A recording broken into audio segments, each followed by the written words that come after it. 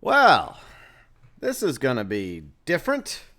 I hope you guys are having a good Monday so far, or Tuesday, depending on where you happen to be in the world. Either way, hope you guys are having a great week. And like I mentioned, we're doing something a little different today because over the past week, we have been playing the Red Dead Online beta. But today, after playing it on Xbox One, PlayStation 4, we're going to talk about and discuss in this live stream the changes that are needed. So that is the plan. Cormac, Samari, Kane, along with Riley and Tank Engine Jr., hello. We're going to wait a few minutes because I want to get more people in here. I said I would start officially at 1 p.m. Central Time, 7 p.m. UK. But before we get going, let's go ahead and acknowledge the peoples. Carlene's here. Hello, Carlene. New subscribers include Yang Long, Smith's Chips, and Zachary Bellinger. Thanks for the subs. Welcome to the GeauxBurns Nation. And to our awesome members, Trippy Mark, Zoa, Aaron Thomas, MyDune, along with Azralynn, my very good friend Azralynn, Hutch. They've all been members for at least 6 months now. Oliver King, and along with another good friend of mine, Carrick over at ACG, one of the best reviewers of games, AAA and Indie, and he just did a review of Just Cause 4. For any of you interested in Just Cause 4, be sure and check out Carrick's channel, ACG. Other members, ACG, besides ACG, include Chris Brad 79, UG Outlaw, and Fat Chinese Gaming. So thank you so much to our members in December 2018, going above and beyond for the GeauxBurns Nation. So the plan is, just like previous live stream discussions, is we're going to set up, I guess, kind of like a literal round table, even though we don't have a round table to sit at. Well, poker table, but we can't sit at the poker tables, even though we hopefully will one day have poker. We'll talk about mini games as well. What we're going to do is we're going to assemble at the camp on PS4, but anyone that's playing on Xbox One will be welcome to join the voice chat. Just let me know, and I'll bring you into the PlayStation 4 voice chat today only. So yeah, even though we're not technically playing today, we're going to be in the game at the camp in order to have something in the background. Those of you that have watched previous live stream discuss videos, you kind of have an idea how it works. And we're down here in New Austin. How far away is Crips? Alright, we're going to get all this set up real quick. Okay, we're like dangerously close to an enemy camp. And of course, wow. Of course, yes. The camp is nowhere near me. Definitely one of the things that need to change in this game. So many times in this game. And there's an NPC heading towards me. Probably wants to shoot me. Public lobbies and other issues. But I got a list. Originally was going to make a video of this. So I have the volume lower for the game for obvious reasons. Because mostly we're going to focus today on discussing the changes needed in Red Dead Online. Originally I was going to make a video. But, yeah, it didn't work out so well. So we thought about it in Discord, and I think we came up with the idea, okay, let's just do a live stream discuss video. And it allows not only some of us to chime in, that you usually hear on the channel, it also allows you all in chat to have a say as well. Specifically those of you who have obviously been playing Red Dead Online. Okay, I guess I need to reform the posse real quick. Okay. No, not that. No. Alright. Yeah, I'm still... obviously a lot of us are still getting used to how this works in the game. Okay, I got the persistent up because I want to make it a large camp. Alright. Large camp. I don't want it in the bayou. Let's see. Cholla Springs. Put it over in Gaptooth. Let's see. I'm just trying to decide where I want to put it. I think I'm just going to put it here in Gaptooth. Hopefully that'll be a good spot for it.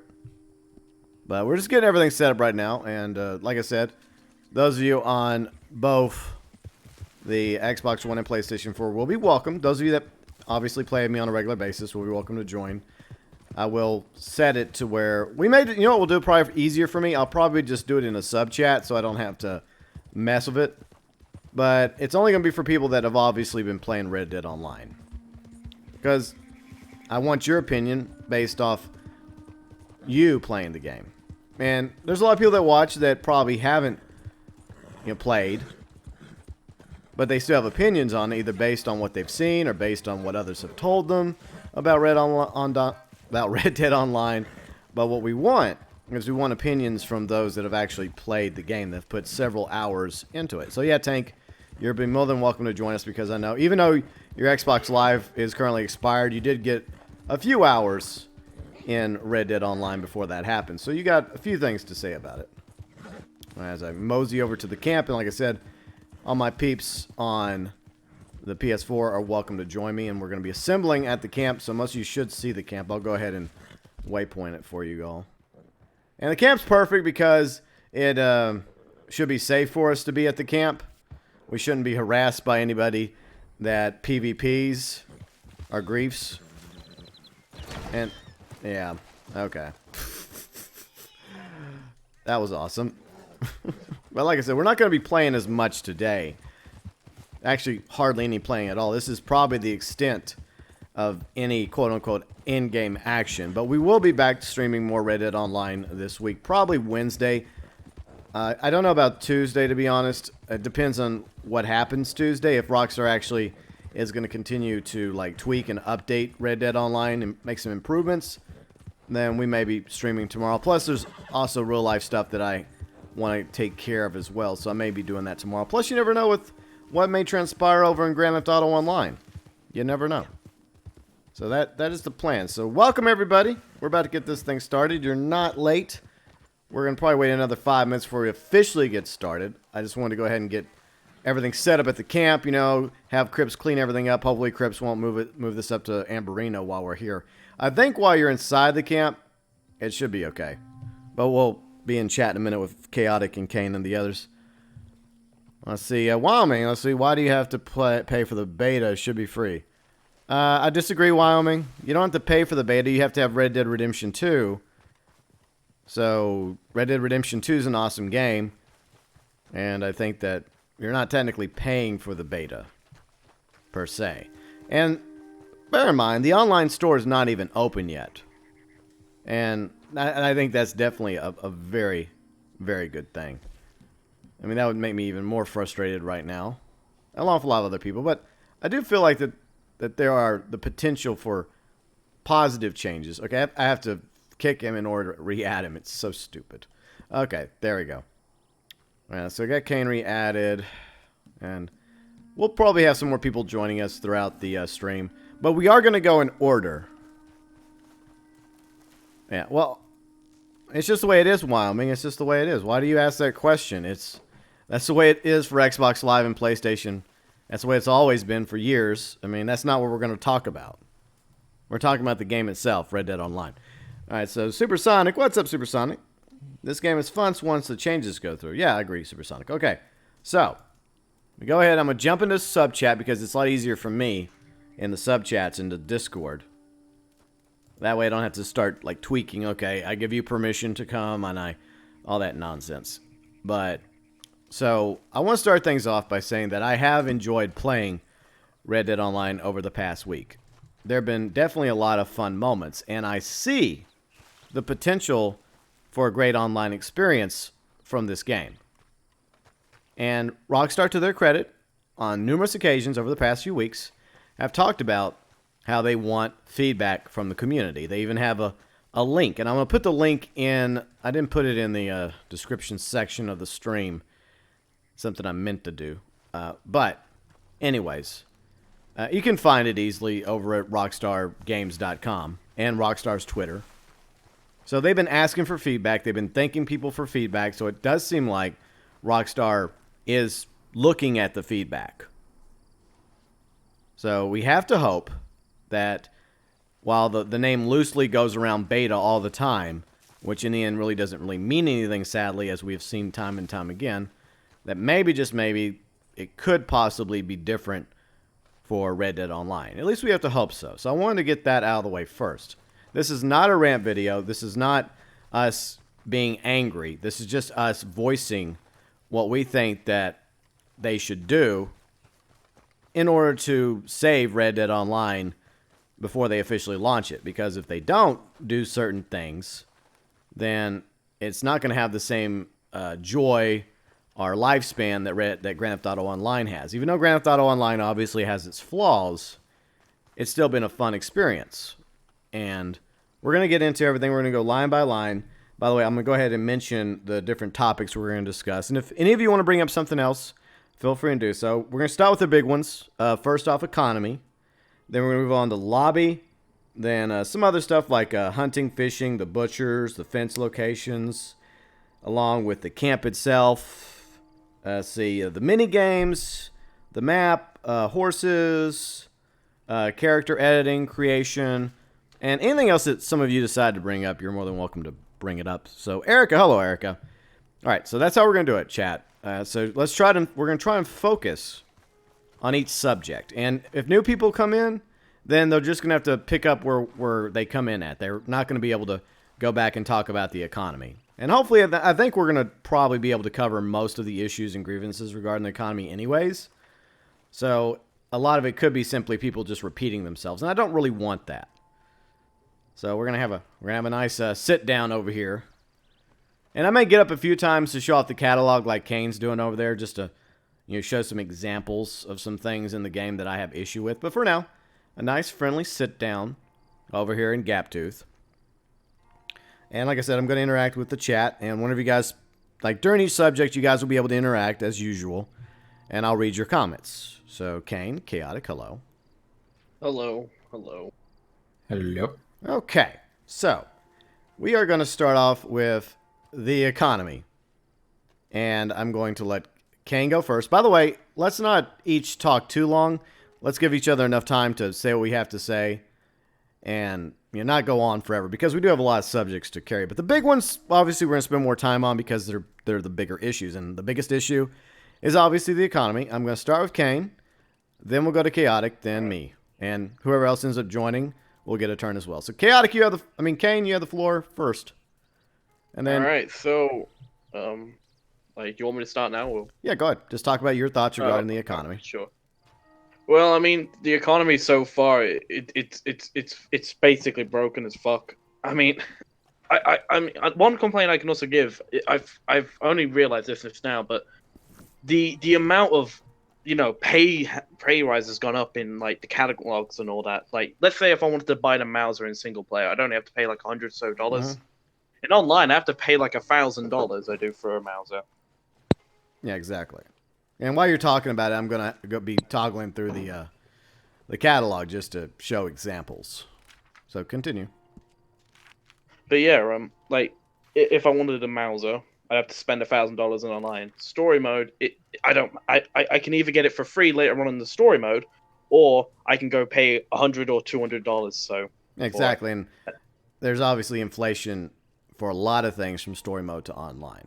Sadly. another thing I also found funny is that a can of beans costs a little bit more than a health potion. Yeah, and that's something a lot of people are bringing up is the fact that the canned food is a lot higher than it should be, and even like hawked items, you can loot off the bodies of dead NPCs.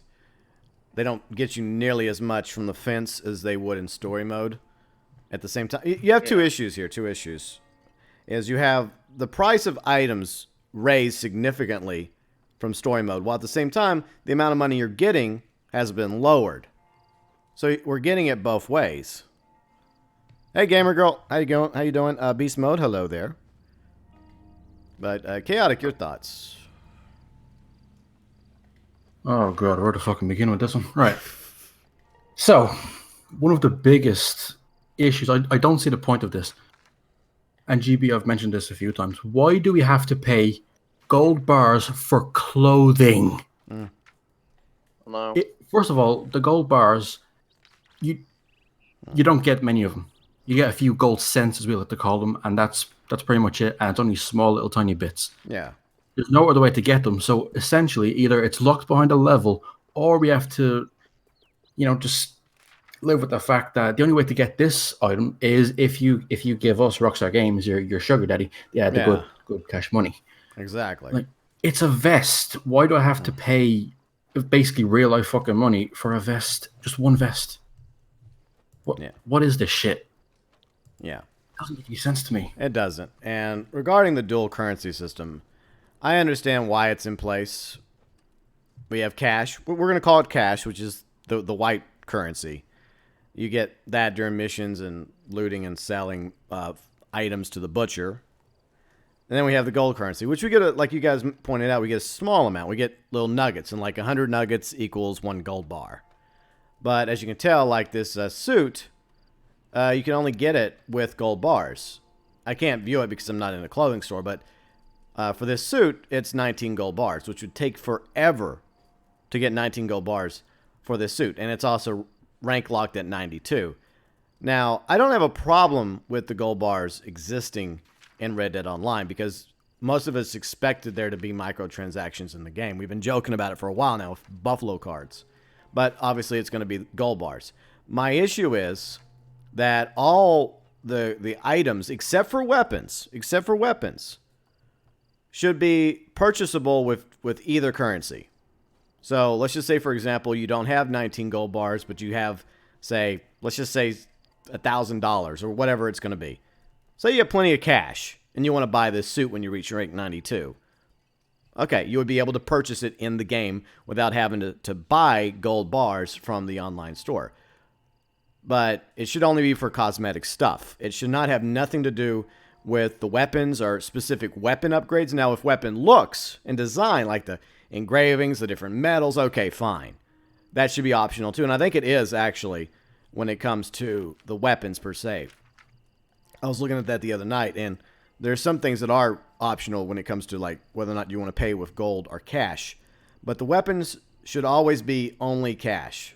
And like specific weapon upgrades like barreling, scopes, along with the iron sights, all that should be cash only, because then you run the risk of like, I think it was one of our viewers, Abyss, mentioned in chat in the comment section, is that it risks making it a pay-to-win system. And that's something that we don't want. I mean, yeah, there's microtransactions, but there is a much better way to balance it, and that's just my thoughts about the way the current system is and what I think the system should be. Obviously, we should be able to get more money from missions, more money from looting, even if they do keep the prices ridiculous like the way they are. So, any else thinking, any thoughts regarding that? Why am I sitting on the ground? I was trying to sit in a damn chair. I was trying to get in a chair, damn it. Okay, so the floor is open. Anyone else would like to add anything to what I just said? About the gold bars? Yeah, about the gold bars.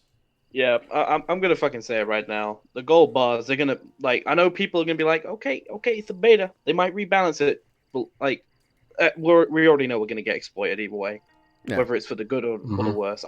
We're gonna get exploited, and the thing is, right, with what they're gonna do with the gold bars is, I can see it, becoming a microtransaction. See what it did there, micro.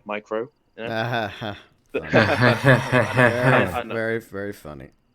But anyway, so like, I can see it being, probably even worse than shark cards, because with shark cards, I know they are a waste of money. Let's not sugarcoat it. They are a waste of money. Yeah. But back in the day, you would have gotten a decent, good amount of money for what you paid for. Yeah. But, later down the road, in GTA Online, there was updates like bikers, heists, import-export. You can make a lot of money out of them. True. If Red Dead Online doesn't come out with good updates and ways of making money, or doesn't even add in, like, the minigames and all that, where you can bet some of your own cash. We'll get to that in a minute. Yeah. I know. But if it's just going to be vanilla Red Dead Redemption 2, but with nothing, and it's just going to be a place for us to get exploited with gold bars and shit, then I'm probably going to just stay on the single player and maybe just stay back on GTA Online. I don't know. Yeah. Yeah, and that's why I'm worried. I'm worried about the online. A lot of us are going to compare Red Dead Online to Grand Theft Auto Online. That's just the reality. And early on in Grand Theft Auto Online, even though there wasn't a ton of stuff to do, the grind was a lot easier.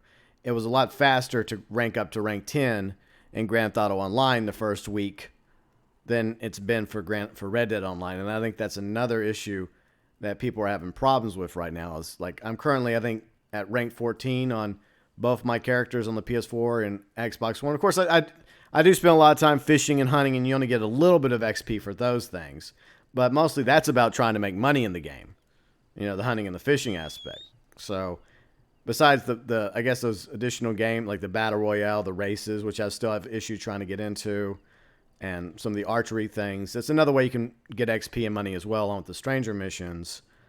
But yeah, the gold system does seem problematic, and they definitely need to make it to where we have not only a better means of grinding to rank up faster than we currently can, but also they need, like I said a moment ago, they need to make it to where everything except for weapons and weapon upgrades should be purchasable with gold and cash. It's ridiculous that I have to go to the barbershop in order to get pay 1 bar just for a change in my beard. I mean, that's insane. 25 pieces of gold or 25 nuggets of gold. Okay, I can kind of understand that, but it takes quite a while to get 1 bar of gold. By the way, see, shout out. Hold on, sorry. Shout out to Shane. He was here a moment ago. He'll be back in a minute. See, Dunder Chi, hello. Ghost Fiction. Let me read chat, some thoughts that they have to say. See, point out that 1 gold bar. Yeah, exactly. It's ridiculous how the difference of values between cash and gold bars are in the game. Gamer Girl, anything that was in offline games should be the same. Online weapons, normal cash, ways to make the cash like horse fence, wagons. Yeah, we're going to talk more about that in a minute as well, Gamer Girl. But yeah, for the most part, I think everyone seems to be agreeing. But anyways, let's see. Kat, was there anything else you wish to add regarding the economy? Well, I find it kind of ridiculous when you compare the economy in online and then you bring up the economy in the story mode. It's like everything is much easier in the story mode. And from our guess, it's the exact same year. So are you telling me, Rockstar, that in a span of possibly a few weeks, months, whatever it is, that the economy was this terrible and overpriced to all fuck, and then it just suddenly dropped? That is a very good point. Like, no wonder Dutch was constantly after money. He's used to needing tons of fucking money to do anything. Exactly. Yeah. Exactly. Rockstar. Yeah. Come on. That's a very valid point, because the game, as far as we can tell, the game is set just prior to the events of the Blackwater Massacre in Red Dead Redemption 2. And it doesn't, if this world, Red Dead Online, and our characters and all those characters exist in Red Dead Online and Red Dead Redemption 2, then why is the prices so dramatically different? It could have made sense if, for example, they would have done the other thing. I know this is going to be a small spoiler, but there is a time jump in Red Dead Redemption 2 to 1907. And I honestly thought that that's where Red Dead Online was going to take place, in 1907. Obviously, it doesn't. So they could have theoretically gotten away with a price increase, from 1899 prices to 1907 prices for Red Dead Online, but that's obviously not the case. It's the same world, but for us, we're having to pay more than Arthur Morgan's having to pay when he gets to go to the store. I mean, I know Arthur's a very nice guy, but come on.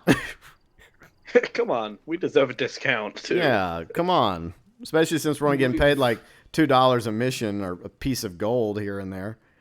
I mean, Arthur is, he saved a few people from attacks or, a snake bite or something, and he gets a free gun. We've helped and saved countless people at this point, and what do we get? A few gold cents over a period of a week and have to pay full gold bars in return. Yeah. Thanks, Rockstar. Let's see, Andy, as the 1899 world of 2018 prices. Yeah, that's the reality that we're seeing now. Definitely. Let's see, Ghost Fixer, I haven't played much because when I heard about the progress, the carry. Yeah, that's another concern we'll talk about later on, the progress of it. And I see, Gamer Girl, people being able to interrupt your questing stops players from making money. That's an issue that we've had for the longest time with a lot of the public missions in Grand Theft Auto Online, but Rockstar obviously carried that over because they encourage PvP, which sucks, and it's even worse because of the lobbies, which is, I think we're going to move on to lobbies now as our next topic, a good segue.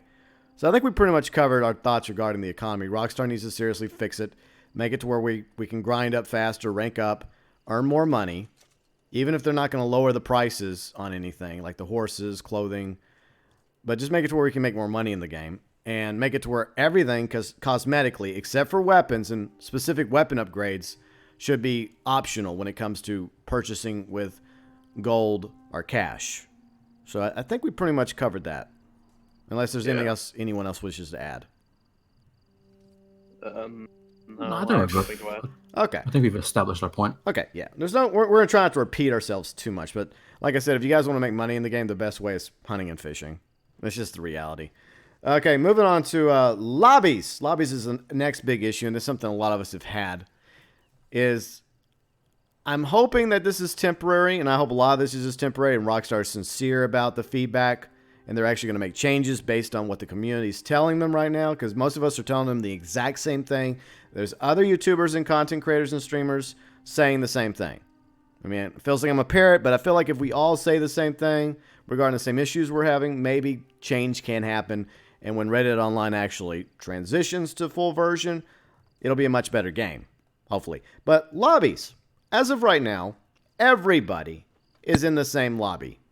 Everybody. And that goes for auto-aimers, free aimers, and anyone that just wants to grind, anyone that just wants to go hunting and fishing, anyone into, just PvPing. We're all stuck in the same lobby together, and we seriously need multiple lobbies, just like we have in Grand Theft Auto Online, and just like in most other online games. Let's see, Chaotic, first with you.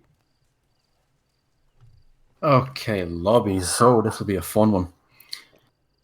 It is ridiculous that you have the free aim people, like Riley, for example. She is a free aim player, preferably, and she would have to be in a lobby with people that have auto aim, which immediately puts Riley at an unfair advantage. Exactly. So yeah, that's immediately one imbalance. Only one. There's several more, and everybody is just put into one great big clusterfuck of a lobby with no rules or regulations. You're stuck. All right, here you go. Go crazy. Let the Hunger Games begin. Like, give us some diversity in lobbies, like friend only lobbies and posse only lobbies instead of crew.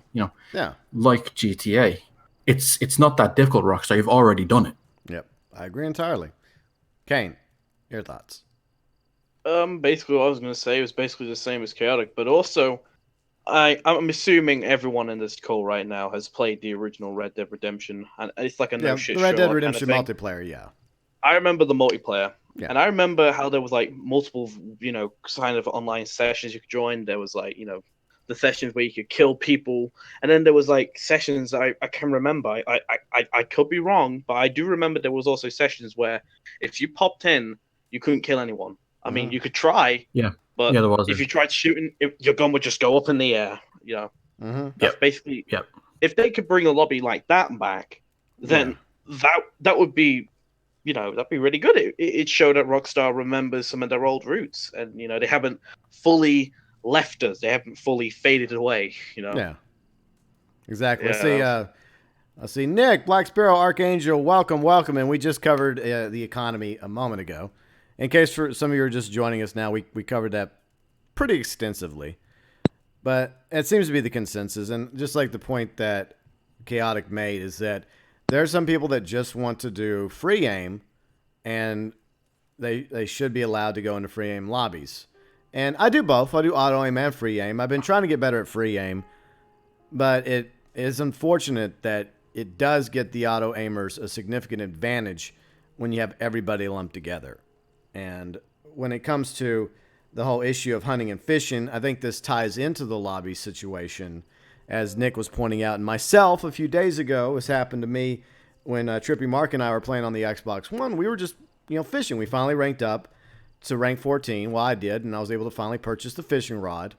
And it's interesting because I went back to watch that, and sure enough, a few minutes prior to this happening, I was asking Trippy Mark, like, do you go into passive mode when you're fishing? And he's like, no. And I'm like, oh, well, that's great. This is a perfect opportunity for somebody to come along and kill you from behind or shoot you or stab you. And sure enough, within a few minutes while I was fishing, minding my own business, it happened. And obviously I was pretty salty about that. So like Nick says, they need to change the economy and the fishing. Yeah, fishing needs to be set to passive mode. I think that most people would agree with me on that. So I don't think anyone really has anything else to say about the fishing aspect. What I will add to it is the fact that hunting is also an issue, and several others have brought up the fact that hunting can also be problematic when you're out there just hunting. Now, yeah, you can defend yourself if someone's shooting at you while you're trying to hunt for a buck or a rabbit, but you're still kind of focused on trying to get that turkey or whatever you're after when you're hunting. You're completely defenseless when you're fishing. You're focused on the fishing, and the minimap doesn't even come up while the rod and reel, while you're in the water, like reeling in a fish. So you have no idea if someone's coming up on you until it's too late and you're, been wrecked with a throwing knife in the back of your head. Let's see, Jerry. What's up, Jerry? Let's see, they need more stable servers. Yep. I think they're working on that. Hopefully the servers will become more stable. See, Gamer Girl, I was fishing and got shot from across the river. Unfortunately, this is something that a lot of people have told me that it's been happening to them. So it's another fine example why, whenever you're fishing, you should be set to passive mode. Similar to when you're in a grocery store or at the butcher, you're put in the passive mode. That way no one can mess with you because you're not harming anybody by fishing. You're just trying to, enjoy the fishing experience from Reddit Online and, make some money because fishing actually is pretty good. Even if you're catching the little fish like rock bass and pickerels, they're like $1 each. The bigger fish gets you more money, so you can easily catch a whole bunch of little fish and get, some pretty good cash from the butcher. Let's see, Shane keeps getting kicked from the lobby. I'm sorry to hear that. Yeah, see, that's another issue. He keeps getting booted. Like, some days the lobby works just fine, some days it doesn't. And regarding hunting and fishing, I'll let these guys jump in a second, sorry. But I think specific, like, hunting and fishing items should not be rank locked. The varmint rifle, now the varmint rifle is kind of iffy because a lot of people like to use the varmint rifle for PvP. It's not very good, like, if you're shooting at somebody's mass, but for headshots, it's a kill. And if you put a scope on it, it's even more lethal. But it's also great for hunting 3-star rabbits and 3-star varmints and ensuring that the pelts remain 3-star. And the carcasses, the arrows, the bows, the fishing rods, all that should be available once you're finished with the tutorial. Now, I don't agree with the $72 price tag for the varmint rifle or the $124 price tag for the bow or the $32 price tag for the fishing rod. It really doesn't equate to probably what those were valued at in $18.99. But as you guys joked about in chat, yeah, we're playing in $18.99 with 2018 prices. So, anyways, Kane, your thoughts about hunting or fishing? Well, I'm gonna use more story mode comparisons to this. That's fine. If you don't mind. But earlier on in the story, like chapter 1, you unlock the bow, like in one of the first few missions you do. I ain't saying the circumstances and how, but you unlock the bow and arrow. Later on in chapter 2, it's some time into chapter 2. I don't know how far in chapter 2 you have to go through, but you unlock the fishing rod. You do. Now, usually for me, when I replayed the game, in a normal random save, it only took me around like an hour or two to get both those items done. It only took me a few minutes for the bow and arrow, obviously, because it's a short mission. But for the fishing rod, it did take me a bit of time because it is further on into the story, not too far, but it's just a little bit further away. Mm-hmm. Now, I would like it if maybe, let's say, if you hit the certain rank, you get to use them items in your inventory for free. But then again, knowing Rockstar. No, there's always going to be. You're expecting too much there. I know, but that's if we were in an alternate universe where Rockstar were our best friends, our best buddies. Yeah, but exactly. I think the pricing for the fishing rod, I think it's $32, is it? Or is just put it on the screen. It's $32. All right, so. Yeah. I think that's an okay price because thinking about it, I have made some good money from Red Dead Online. Even though I don't play it much, I have made good money, just from hunting and, just occasionally having a goof and a gaff and doing a random mission. Yeah. And for the bow and arrow, I mean, I don't agree with it being $125. Yeah, it's ridiculous. That is a bit too expensive for my likies. Yeah, I think most people would agree with that. I like it if, maybe it'd be optional to buy it, and maybe somewhere in the map, maybe you can find it on the floor somewhere, similar to how you can find a stone hatchet if you've done the quest in GTA Online. Yeah. Well, I Or, don't know. you know, I mean, I don't yeah. have a problem with there being a price for these items, but 124. I mean, Too if you get really good at the bow and arrow, it's definitely not. It's not only really good for hunting; it's also good for PvP. So, but at the same time, I don't think that they should be ranked. I don't think that No.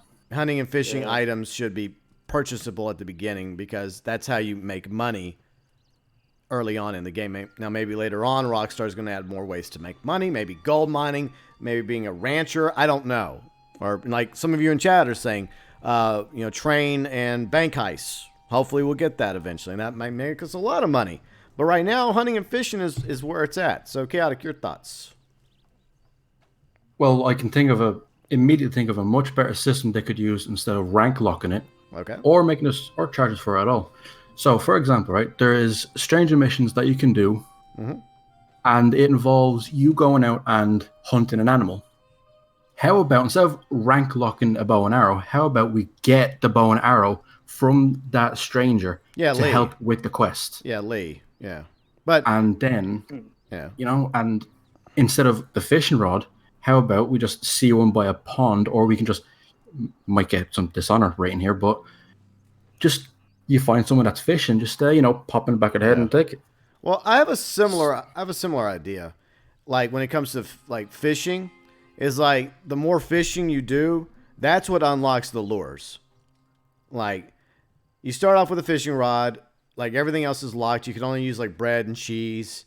I think those are the starter like baits. But the more fishing you do, like okay, you fished and you've caught 10 fish, you unlock the worms. You've caught 25 fish, you unlock the crickets, and then the bait lure, the lake lure, the river lure, etc. I think that's the way it should be.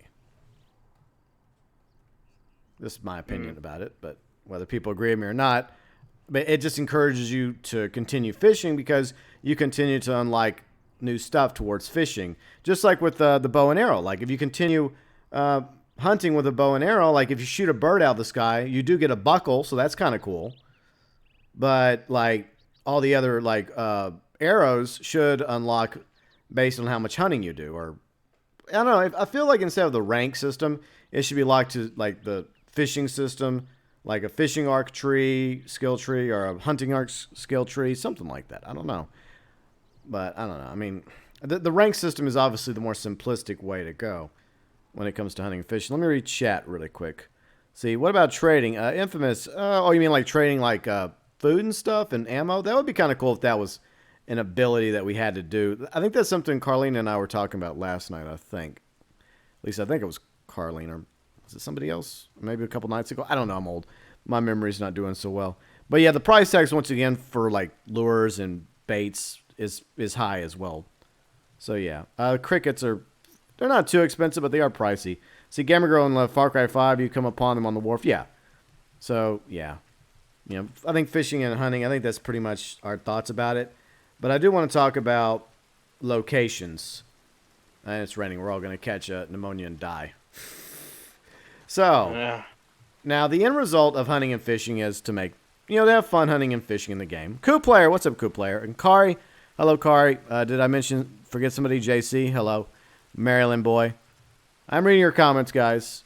So, when it comes to hunting and fishing, it's twofold. You're having fun fishing. At least I'm having fun hunting and fishing. Except for whenever I'm being shot in the head. Or having a knife thrown in the back of my head. We already talked about that. But I feel like this game needs more locations to sell. For example, we only have like one butcher shop down here in this entire map. Like this entire region of the map of New Austin. And in all of New Austin, because this is like all the way up here, this is New Austin, like from here down to here. There's only one butcher shop.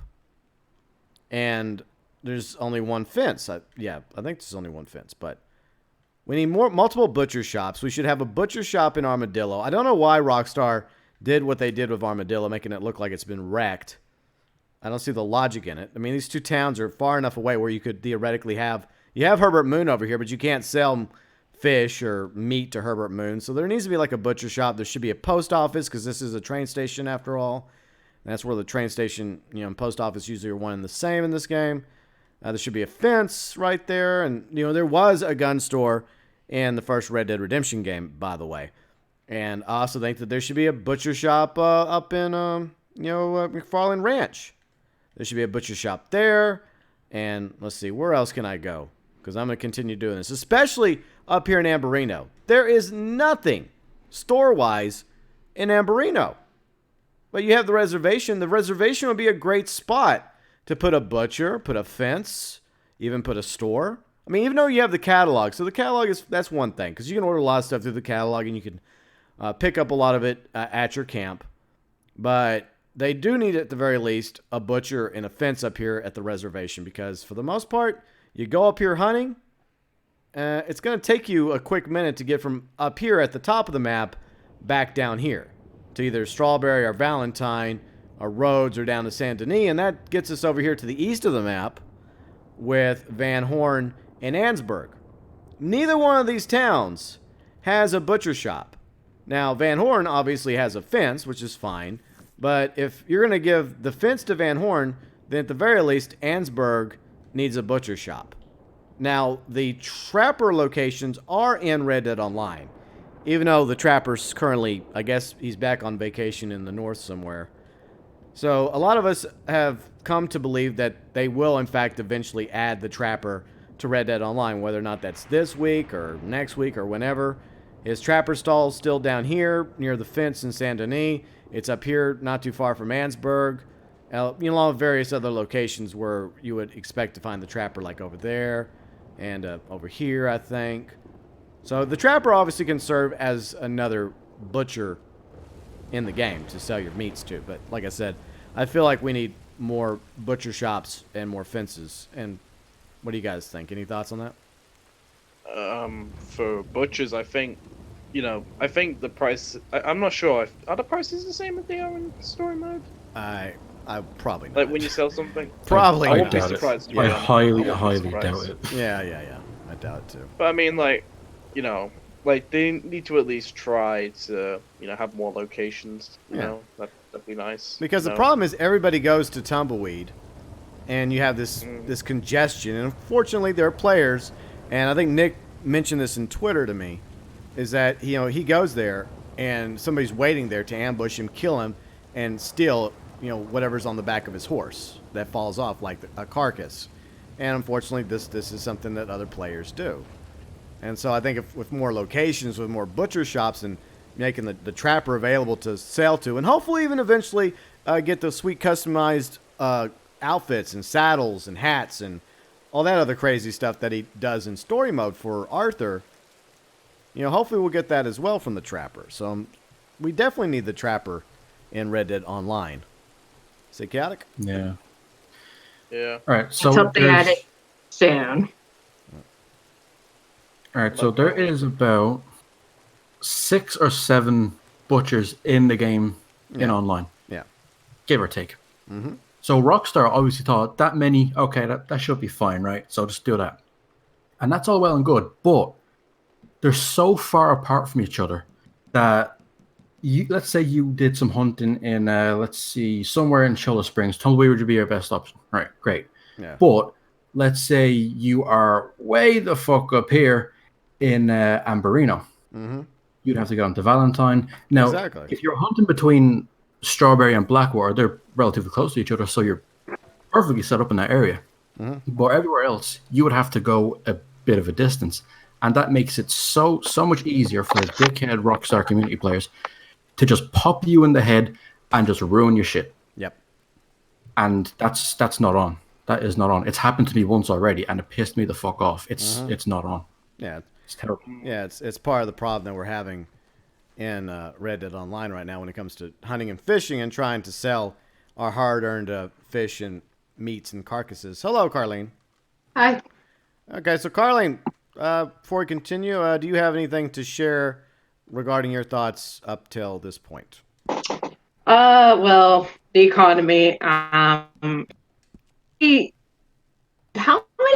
fishing spots do we really have Well, in the game? we have plenty of fishing spots. I mean, that's not really an issue. There's a lot of fishing. Yeah, But anywhere it's- where there's a body of water is a fishing spot. Exactly. Even catching small fish gets you $1 like a rock bass and $1 for a pickerel. So I keep all that, and it adds up because it's a lot more money to make than trying to loot bodies where you only get like 20 cents or 40 cents or something like that. Or like gold rings or that is considerably lower in value than they should be. But there's plenty of spots to fish. The problem is, like we were talking about, is places to go to sell our fish and to sell like any animals or carcasses that we've hunted and pelts and whatnot. So we need, like Bytron says, more butchers is an understatement. There's no butcher in Van Horn or Ansburg yet. Exactly. We need more butchers. We need to add the trapper to the game. We need more customization, especially of what all the crazy, even the wild crazy shit that you can go get by crafting and getting perfect pelts and even legend. I mean, I know we don't have legendary pelts in online yet, legendary animals, but hopefully eventually we will get legendary animals. But that just adds more fun to the game, more crafting abilities to go and actually, like go sell a perfect cougar pelt and get, I guess, what, the cougar vest? I think that's what got you the cougar vest, right? If I remember correctly. I don't know. I'm just using an example. I think so. One of numerous examples. And a lot of those are just really silly, like the sombrero, like, what was it, the ram sombrero or something? It looks stupid, but at the same time, it's kind of cool. Like getting a beaver head or a raccoon head or the bear head. So we need more of that. Plus, it encourages you to go hunting, to go crafting, to go get specific items in the game. So it just adds more for us to do. Plus, it gives us the trapper another means to go and sell whatever we've caught or hunted. But Well, what I think is we need more butcher locations. So, like, let's say we're at like Saint Denis and there's no butcher there. We have to travel to, like, let's say Valentine. Well, we need it. But there is a there is a. Or there is. Yeah, there is. We already covered that though, Carlene. Okay, let's move. Okay. Let's move forward, shall we? We'll move forward. Let's see. First off, let me see if Chad has anything to add to the topic.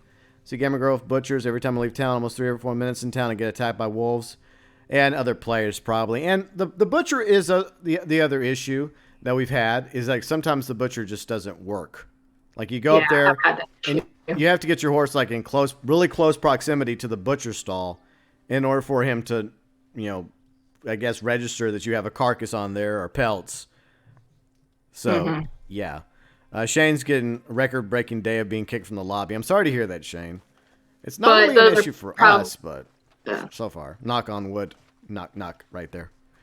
The butcher name may be a bug, though, GB, and they're probably fixing the bugs, so... Yeah, and like we have to continue to point out the fact, I know some of you are probably like, oh, here he goes again saying this is a beta, but it's the hope that a lot of these current smaller issues like the bugs, glitches, including the butcher stalls being a little wonky right now, sometimes working, sometimes not working, will be fixed. But we do, like I said, we do need more butcher locations. We do need fishing to be in passive mode. We do need multiple lobbies. We do need the economy fixed. I see Aaron Thomas. What's up, Aaron Thomas? And see Akeem. Hello, Akeem. But I think it's time to move forward with, let's talk about minigames. Let's see, make sure I'm not skipping anything on my list. Yeah, minigames. Okay, this is an obvious one. In Red Dead Redemption 2, let's see, Kane, we have a few minigames, don't we? Right? A few? 1 or 2 at least? Yeah, I think there's the Battle Royale, the Archery game mode, and... Not those. I'm talking about the minigames that we like to play. Like poker. Oh, Yeah, those minigames. Those minigames, Thanks, fuck. I thought you were on about them trash ones they added. No, I'm not worried about that. I don't really care about those. So you're talking about my boy Five Finger Fillet Blackjack. That's right, and poker and dominoes, and maybe even, if we're lucky, maybe they'll eventually add Liar's Dice. That'd be nice. Hells yeah. Currently, none of that is in Red Dead Online. Now, once again, I have to hope that we're going to get those. And some of you are probably like, well, GeauxBurns, that is kind of probably presents us with some legal issues because of gambling, because there's laws against online gambling. But that can be easily resolved by making all that simply like done through cash only. No gold. You can only use cash to play poker, blackjack, etc. So thoughts? Yeah. Anyone else's thoughts regarding this? Well, I mean, I think it kind of speaks for itself. There isn't really much to say because right now we don't have any mini games at all, do we? No, not really. Right now there isn't a single one. All we have is stranger missions and 75% of the online story mission. That's literally all we got. Yeah. I mean, you can't really class hunting and fishing as a minigame per se, Yeah. because it's something that you can just do. Yep.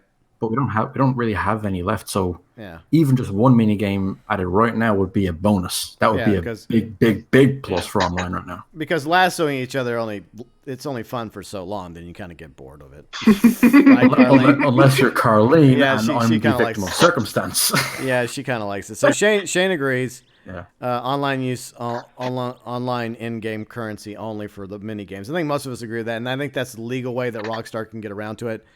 And yeah, Andy, we did have poker in Red Dead Redemption multiplayer, but back then it wasn't microtransactions. It was just there was no quote unquote gold bars. It was just playing with. I don't even know if you really earned money in Red Dead Redemption multiplayer. I don't think you did, Kane. It was just about ranking up, and you would just get a little bit of money by playing, but it didn't really mean anything. I can't remember. I mean, I'll probably have a check later down the road. I don't think you did. Yeah. Well, Shane, I sent it to you. I'm trying to focus on the stream. Sorry. I've sent you like 3 or 4 invites already. Calm down. It's another issue that Rockstar has to fix because it's beta.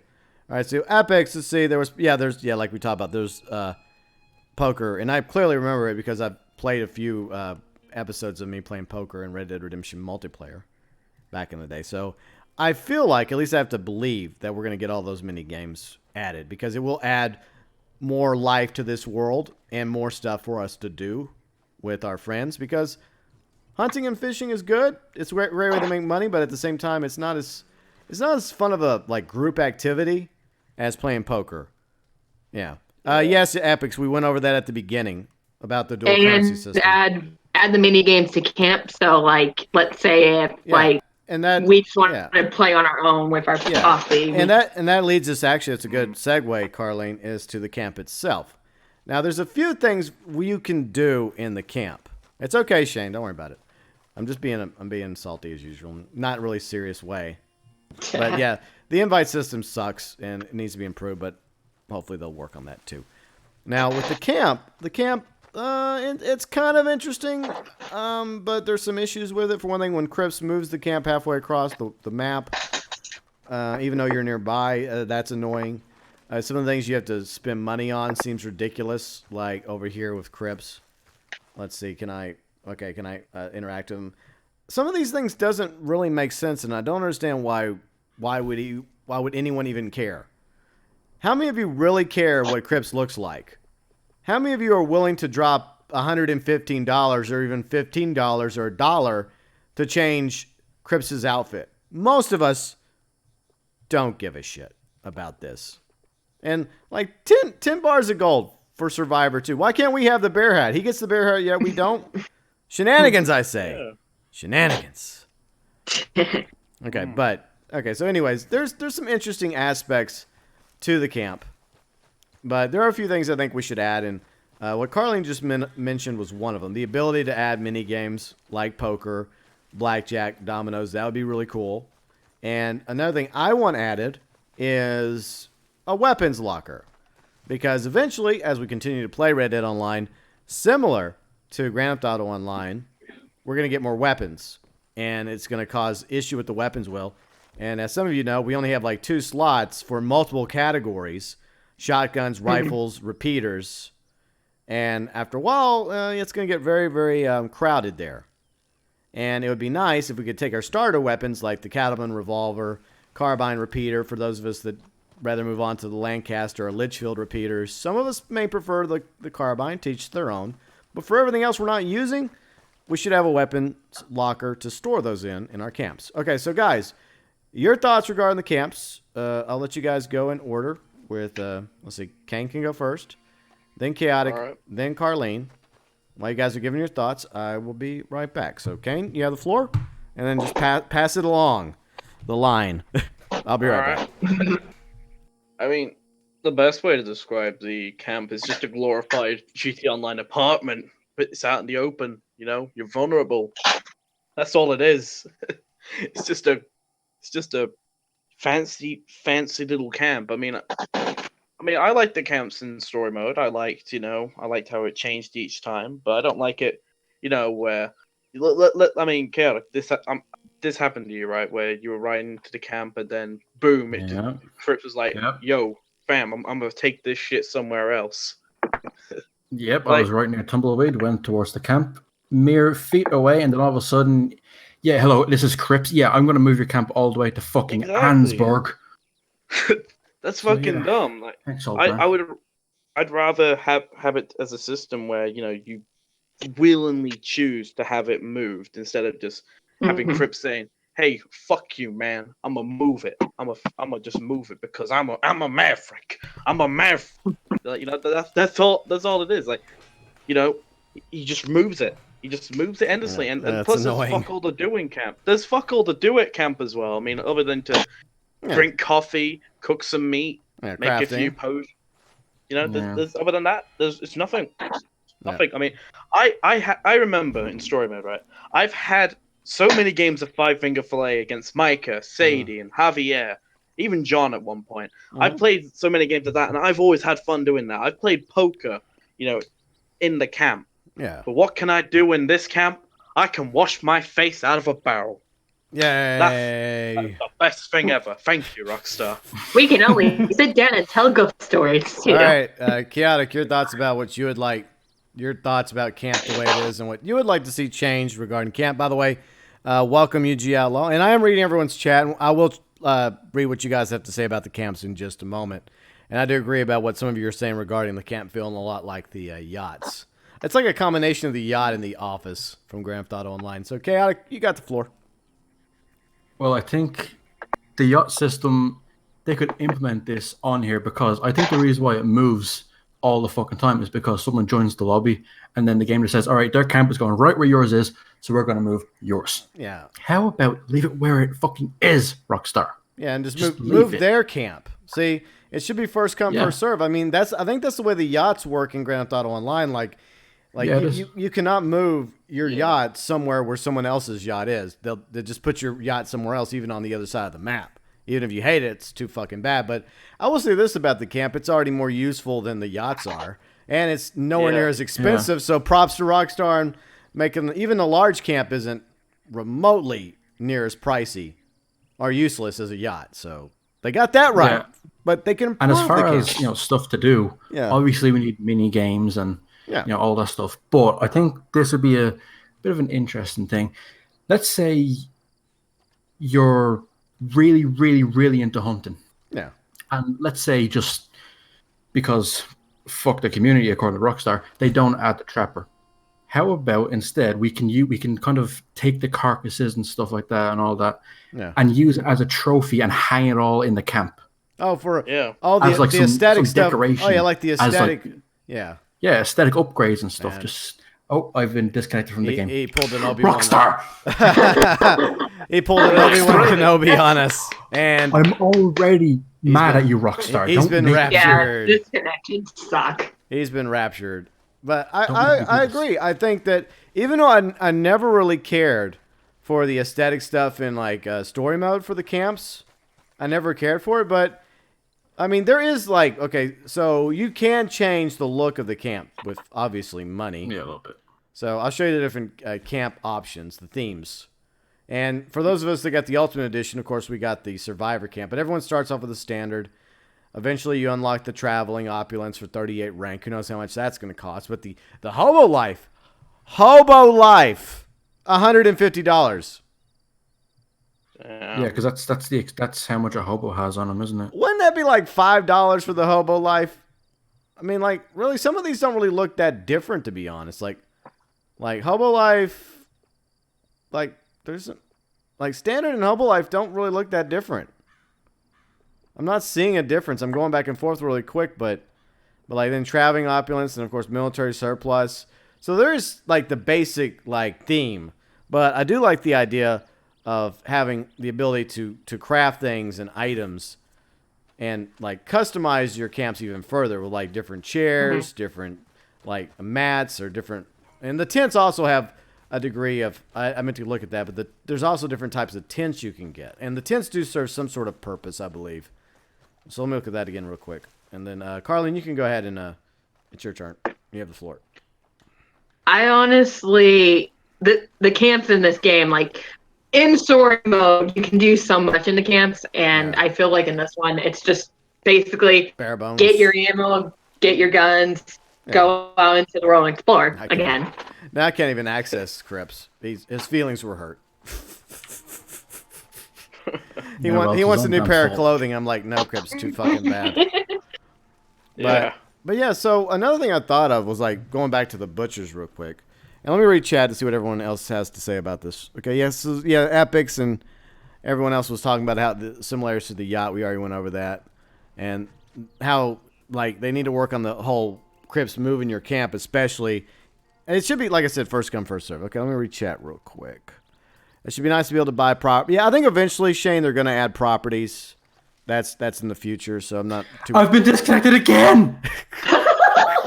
I just got here! Wow. Fucking brilliant. Awesome. See, Ghost Fixer, I was hoping we'd be able to buy houses. Yeah, properties are a future thing. I think we're going to be able to buy properties down the road. Cyber, they should have it so the camps move around in the region. Yeah, based on where you are. Like, I don't know, because I go into a region and then I come back. I think I prefer it to where I have to tell Crips to move it without him moving it on his own. Because it gets annoying that he moves it all the way up to Amberino, and I rarely go up to Amberino because there's no butcher shops in Amberino. Let's see. Gamer Girl, some of the players... Okay, you're talking about something else. Okay, I'm trying to focus on exactly what we're talking about at this current moment. Cheap-ass bedrolls. Yeah, I was trying to show that a moment ago. All right, yeah, a lot of it's very, very expensive. And let's see. Okay, where's Crips? Crips, there you go. Okay, I'm going to try and show it this time. Okay. All right, Crips. God damn it, Crips. He's not even cooperating. A moment ago he was, but I can't access him. Oh, guys, we can have a beer bottle. Okay, cool. Can I drink it? Oh, okay, so something else I discovered. We do have beer bottles at the camp, so we can get shit-faced at least, so there's that. But another thing that I just thought about would be, like, similar to your guys comparing this to the story mode camp. What if we had the ability to have our own Pearson? Not Pearson himself, obviously. But what if eventually we had the ability to add a Pearson to where we could go to them and they could do the camp crafting and we could even sell our stuff to our own Pearson. That would be another way to resolve the butcher issue. And that would be a lot more simpler than having to travel all the way back, like when you're hunting close by, you just go to. Yeah, exactly. Totally agree. Yeah. And see, Kari mentions the fast travel system. Yeah, and that's one of the issues with the camp. You can get a fast travel post, but just like of all the others, like fast travel posts throughout the map, it does cost some money. So you got a fast travel post, and each one, depending on the proximity to the location you want to go, is going to cost you money. Sadly, everything costs money. It does. So see, can't stay to watch. Just want to say hi. Well, hi, cousin. Good to see you and everybody here. Hope you guys are enjoying the stream so far. This a little bit different format today. We're doing a discuss stream. GeauxBurns, cool shirt. It's just a... What do you mean cool shirt? It's just a plain gray shirt, dude, with my jacket on it. But thanks. Thanks. But I think like with like I said a moment ago, properties I'm not focused on at the moment because I think we will get properties eventually. But the camp, it needs more to it. It needs the ability for us to add or buy a poker table or a blackjack table or, like for Kane, a 5-figure fillet table or a dominoes table or a liar's dice table. Samari, stop doing that. Knock it out. Cool glasses. Thanks. But anyways, Freezing Ghost. Let's see, I want to be able to rob stuff. Yeah, okay, that's another issue. It's like robbing. Yeah, I mean, I don't like the idea of robbing the stores because you kind of need the stores to buy shit. And even Arthur points out the fact that we don't go robbing stores, like to Sadie, because Sadie was wanting to rob this store at the beginning, like in Rhodes. And it's like, we don't do that. That's not how we are. Like, we rob from those that can, like, that deserve to be robbed. And we don't rob from people that are barely trying to survive. Now, Herbert Moon could be the exception, though, because, you know, he's Herbert Moon. maybe he's the only one that we'd be allowed to rob, right? He's always getting robbed anyways. I don't know. I mean, that picture in his place, I think there's some crazy, creepy force shit up in there. Yeah, there is. Ace, you're a few minutes late. We already talked about. We just finished talking about the minigames we wish to have added. And hopefully, I believe, like I said, before we move on, I believe we're going to get the minigames added. I don't know if that's going to happen very soon or later on, but the sooner, the better, because we need more stuff to do in Red Dead Online. a lot more Yeah. stuff. All right. So what I'm going to do right now, I have a few more subjects to bring up, but I'm going to open the floor to any of you guys here in chat with me, any of you three, to talk about any other subject that you would like to bring up that has yet to be brought up. So, Replayability. okay, replayability, go. All right, so I'm gonna be honest, okay, and I've even said this in the Discord. This is probably my least favorite online experience by Rockstar so far. And I don't mean to bash on it just because it's in the beta, quote unquote. Yeah. I mean, I want to have fun with my friends in a cowboy environment, in an outlaw sort of shit. I want to do some crazy shit. I want to risk my hands, with a knife. I want to do some crazy shit like that. I want to hunt out in the wilderness. I want some crazy stuff that's happened to me in single player to be recreated into online. But I have more people to play with, and I know people are going to be like, "Whoa, Kane, why are you bringing this into it?" But I'm going to say this feels like Fallout 76 to me. Boring. Yeah. It feels lifeless. I like I see where you're going, and I like the system that was in Grand Theft Auto Online. Whether you were doing races or like death matches or even adversary modes or missions, like after you were done with it, a voting screen would come up, and you would have 6 options. You still do, by the way. That's what should happen. After you're done with a mission, or after you're done with a horse race, or like the archery challenge or the battle royale, like more options should come up for you to vote on, so you can keep voting and keep doing whichever one you prefer doing, and you and everyone that's playing with you. So if you want to keep grinding all the different missions that are available that you've already done before, similar to all the Martin missions, Lester missions, etc., in Grand Theft Auto Online, that's another way to continue replaying the game and at the same time getting better at the missions and making money. And the XP that we badly need. Yeah, it's just this game is. I mean, I'm kind of in the same boat as Kane. I mean, I love Red Dead, I do, and it kills me to see Red Dead Online in the state that it's in because I just can't play it for long because there's fuck all here. Yeah, I agree. And there's so many frustrating aspects, like constant disconnections. But we'll probably get into that. We've had numerous examples throughout this stream of you getting kicked and at Shane my getting expense, kicked. It's happened so many times. It's ridiculous. And Infamous, I agree that they did mention a while back that we are getting a content creator. So that is a very good thing. Because the content creator has been very good for Grand Theft Auto Online. Even though I wish they would add more options to content creator, it has created a lot of awesome races and LTSs. And hopefully we'll see the same thing happen with Red Dead Online. So that's definitely much needed, a content creator. And as well as the Rockstar editor. I would love to have the Rockstar editor. And I think a lot of us would too. So yeah, replayability. Yeah, more stuff to do in the game. As we've been pointing out, we just need more. And going back to robbery real quick. Yeah, like I don't like the idea of robbing the stores or the butchers because we kind of need them. But like the banks, even if we can't like go in for a full-fledged like bank robbery, like at least rob the teller and get a few bucks, like get like $20 or something. Yeah. Or rob like the ability to rob stagecoaches or just rob people passing by on the horse. You don't have to kill them, but like with Arthur, he has the option to rob somebody. Put on the bandana or put on a mask and say, stick them up. This is a robbery. Like you guys are talking about. Yeah. Like Epix was talking about in chat. Yeah.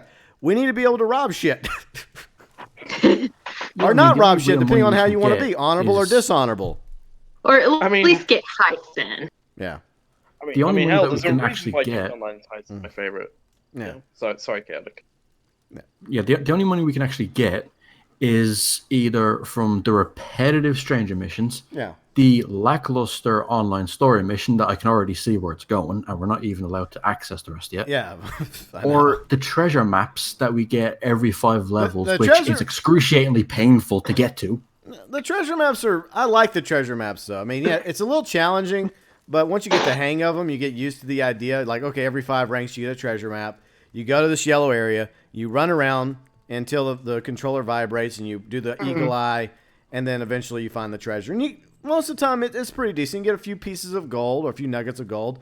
You can get up to like $100, which right now is very good. And you get a few other items as well. So I do like the treasure chest aspect. But it's just such a grind to actually get to the treasure maps. Like, Yeah. yeah, you can do some of the gang clerics and all that, but it's Mhm. not guaranteed. True. And the So other, either you yeah, just chance your arm, or yeah, well, grind your ass off and have yeah. some sort of painful PTSD from I playing a know, right? lackluster game. And that goes back to what we were talking about early on with the economy. We tied in grinding with the economy because in order to unlock items to purchase, you have to rank up, and the ranking up is very, very slow right now in Red Dead Online, and it's the same thing. Like every 5 ranks, you do get a treasure map, but it takes forever to get from rank 10 to 15, 15 to 20, etc. And this is early on in the game. This is not ranking up from like 152 to 153, which is expected to take longer, but it's just insane how long it takes just to rank up even lower ranked. I'm not even at rank 25 yet, and that's when you finally unlock dual wielding. And a lot of you, I don't think any of you are at rank 25 yet. No, I'm not even close. I'm level at rank 20. I'm the 12. closest out of all of us. Yeah, and look how long you've been playing. Like we've all been playing for a while, and you've been really trying to grind, trying to rank up, while the rest of us just go hunting and fishing and goofing off. Yeah. I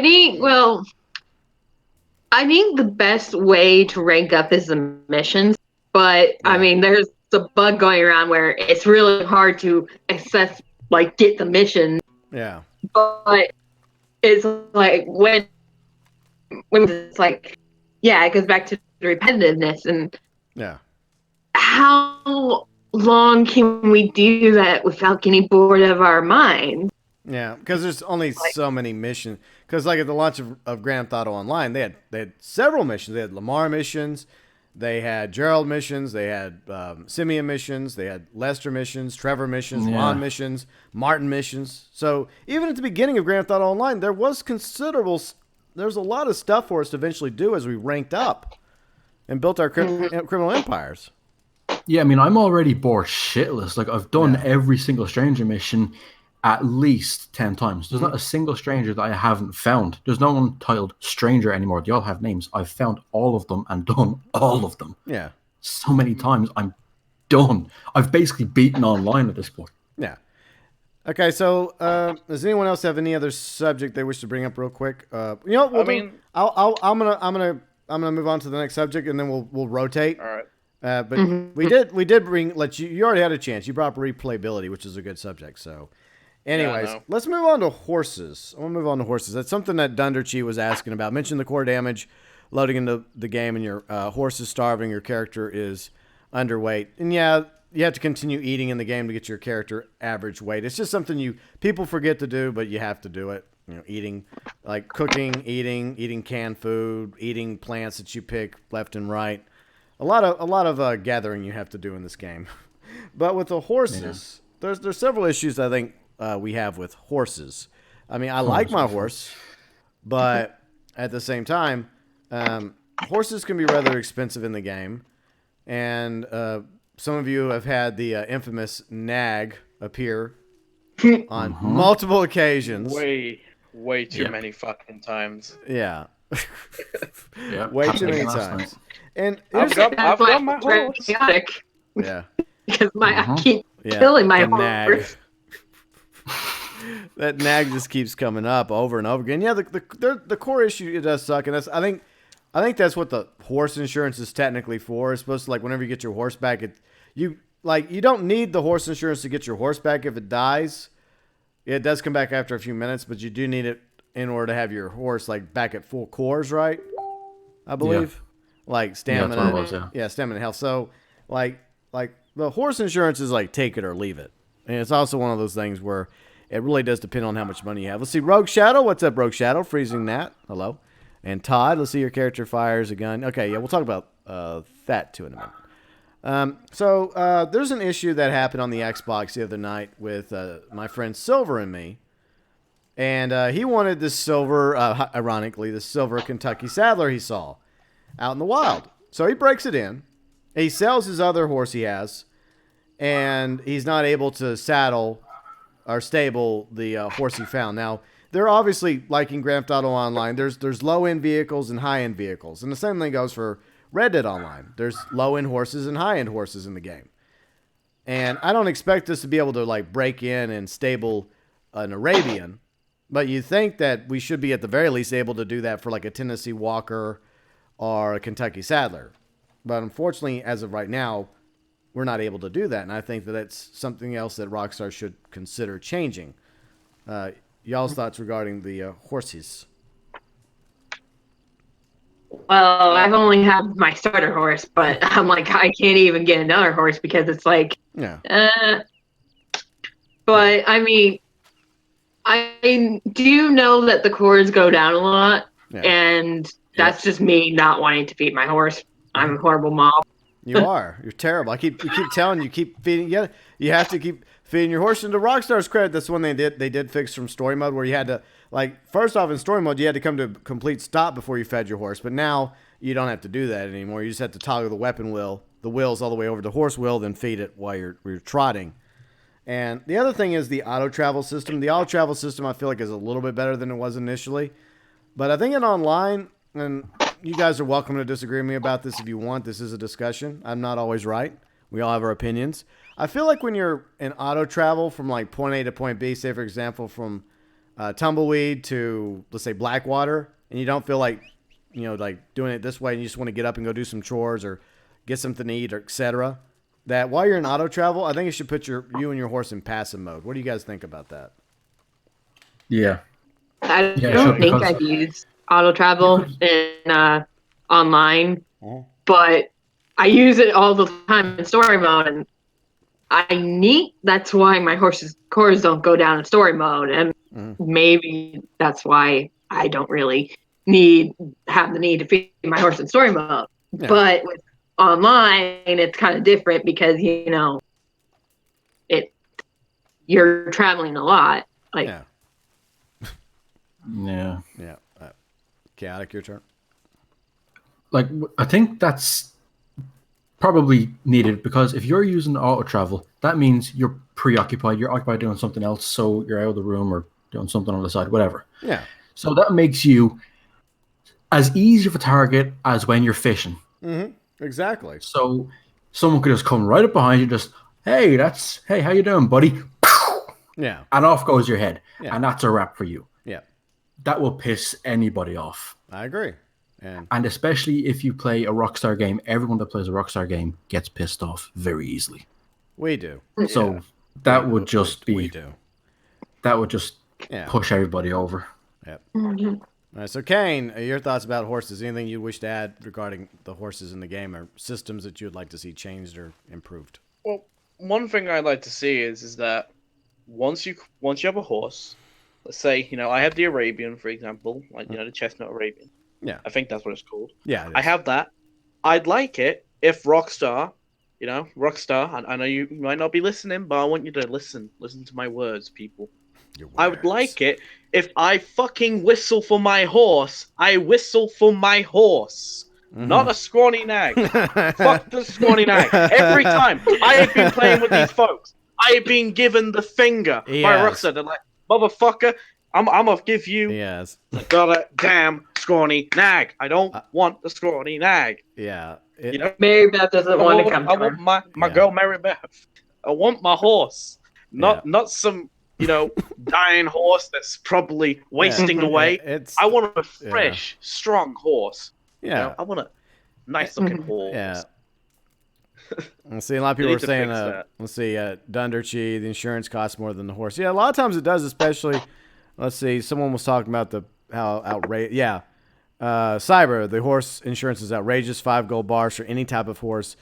Yeah, it's weird that it's like that, because I assumed it would be similar to the insurance in Grand Theft Auto Online, like it depended on the horse, like the cheaper the horse, the lower the horse insurance. And it goes back to what we were talking about earlier with the economy. It should be the dual system, where if you don't have 5 gold bars, then you should be able to get that insurance via cash. Even if it's technically not the same as horse mutual insurance, it does give your horse an advantage whenever it does respawn with like having its cores boosted back up. So, yeah.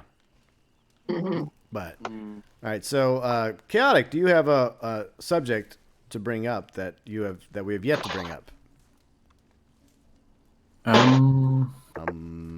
Can't really think of one right now. Okay, we'll come back to you. Carlene, is there a random subject you'd like to bring up before we move on to the next subject? I kind of want to, with the stranger missions because me and Chaotic had this problem yesterday Okay. where we had Oh, yeah. we were in a mission and basically we were attacked during that mission. I think there should be a setting where like you can pick like if you want like game members to try to attack you or if you just want to do the mission on your own. Because Yeah. that's a little annoying. Well, unfortunately, this is something that's been in place in Grand Theft Auto Online for a while now, and I've had a problem with it ever since they've added it. The specific issue is for those particular types of missions, they play in free roam, only in a public lobby. And so I envision that if we do get multiple lobbies like we were talking about earlier, and I think we will, hopefully, that it's going to be the same thing where you have to do those stranger missions in a public lobby. I'd like to believe that's not going to be the case, but as most of us know, it seems like Rockstar encourages some PvP in the game. And I think this an unfortunate side effect that we have. That's because their NPCs are just dog shit. Yeah. They are. they definitely are. But yeah, and the other thing about the stranger missions that is something we talked about last night when we were just galloping around. The stranger missions are actually two different types of stranger missions depending on the honor and the dishonor system. Now, I like that. I like the honor dishonor system because it does allow you a little bit of role playing, whether it be an outlaw or a gunslinger. But you look at all these off the map, and they all are the same.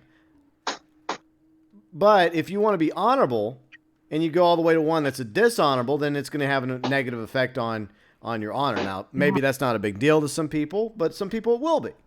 I think that there should be two separate types of icons. Like James Langton, yeah, he's a dishonorable stranger, but most people initially don't know that.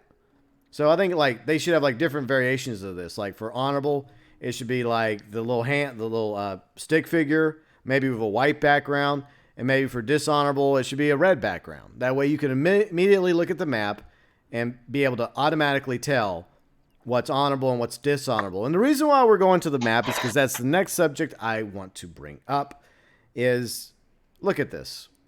We have other players in the game, obviously. No shock, no surprise. But one thing that a lot of us wanted was not to know. We want it to be a mystery because we don't have GPS. We don't have satellites in 1899. I don't want to know that there's a posse up here by Valentine, even though most likely there is, and there's always something going on in Blackwater. So a lot of us have issue with this because it can also, like, for example, this posse here could see us roaming around, and maybe they're a PvP posse, and they want to set up an ambush and attack us. I like the mystery, the idea that there are people around you in this massive map, but you don't know where they are unless they're a friend or a member of your posse or aggressive players. I do believe that aggressive players should be highlighted. That way, it alerts everybody else that there's an aggressive player or several aggressive players in Blackwater. That you see a whole bunch of red dots, that means there's a firefight in Blackwater. Maybe you ought to go to Strawberry instead to sell your meat. So let's see. We'll start with Kane regarding the map. Yeah, for the map, I totally agree with you. In terms of the strange missions, for example, I think for an example, we could have James Langton mission, and that's obviously going to be a dishonorable one. That should be completely red, or just have a stick figure where it's the dishonorable person. Yeah. And then for like Bonnie, for example, I'm not sure. Is her missions honorable or dishonorable? Honorable. Honorable. Oh, okay. What? I'm just wondering. Wow. I'm just wondering. Like Bonnie's very honorable, Kane. Jeez. You never know. Wow. You never know what she does in her spare time. Wow. But anyway, so like this is before Red Dead 1. You never know whether she was like a gunslinger or something, and she was always a good girl, Kane. That's blasphemy. Yeah. I'm just saying. Kane. I'm just saying. Keep your fantasies to yourself, Kane. All right, calm down. Anyway, so basically be white if it's an honorable mission. Yeah. And same with like players. I also feel like not only that, you should also show people if someone's in their crew on social club. That could also work as well. Yeah. Let's say if they're not on your friends list, they could be in your crew on social club. It should be like a green icon, for example. If like an F, depending on like your an crew F color. for like friend, or like when you bring up players in the interaction menu, or C for crew, or P for posse. And then players that are into PvP and all that, obviously be a red icon and all that. Well, yeah. And hell, one thing I would really like, and I know we haven't really brought it up, but let's say if they are really into PvP, and there's someone that might want to stop them, you can maybe challenge them to a draw. Mm-hmm. Yeah, and it gives Deadeye a proper use it online. Hit the pause on that. We'll bring that up right after the map because Todd wants to talk about fighting, and that's something else that we could do in the game as well, along with the Mexican standoff and like dueling. I think that's a cool idea. Carlene, your thought regarding the map? I mean, I do agree with the stranger missions that they need to be. You need to know which one's honorable and dishonorable. Yeah. And basically, what Kane and Chaotic said, I agree with both of them. You should know when you see your friends. Yeah. And there should be. You should know when an aggressive player's there. Mm-hmm. Exactly. Basically, all my thoughts have been said right there. Yeah. Yeah. I just think that unless someone just happened to come across Trippy Mark and me the other day when we were fishing, and I feel like that somebody just looked at the map, they saw two people standing by the water, not moving. They probably assumed that we were fishing, and they thought, you know what? Here's some easy targets for me to go kill. Mm-hmm. But if they looked at the map and they couldn't see anybody else except for their friends, posse members, or other PvP action, then there's a very real possibility that fishers would be left alone because it's such a huge map. And, that's one of the amazing things about this game. There's a lot of great things, a lot of awesome potential in Red Dead Online. So I really don't like how revealing the map is. Chaotic, your thoughts about the map before we move forward? Well, I think kind of ties into what you said about you should be able to see your friends and who's there. Yeah. Instead of having it just people that are in proximity, if we can't have just nobody on the map, right, except friends. Yeah. We see the people that are dishonorable, okay, and are really, really into PvP. Right now in the game, you only see people that are within a certain distance of you. Yeah, and they're all listed as pink.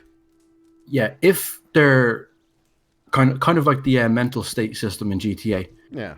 They will go full on red. You don't have to fight them for them to be red. They just are that. Yeah. And you see them on your map no matter where they are. So okay, there is a dickhead in this lobby. I need to be careful of what I do. Exactly. Because otherwise you'll be jumped out of nowhere. You won't even expect it. I like to, predetermine shit. I like to expect shit. So yeah.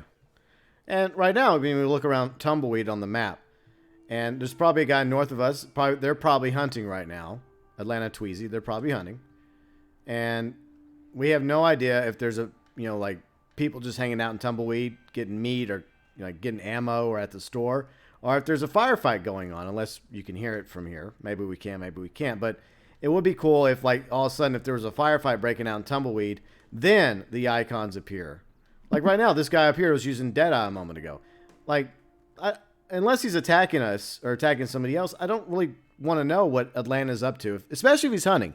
If he's hunting, he doesn't want anyone to know he's hunting or she's hunting.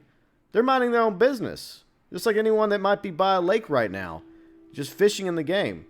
And I'm sure there's somebody, we'll look real quick. But okay, this guy. All right, over here. Project is obviously fishing. It doesn't take a brain surgeon or a detective to connect the dots and tell that they're sitting here by a river. Why do you think they're doing that? Because they're fishing. So let's say Lil Mario here is a PvP person. Maybe they're in the same posse. I don't know. I'm using an example. And he loves attacking fishers and anglers. And he's like, oh, well, this asshole's over here fishing.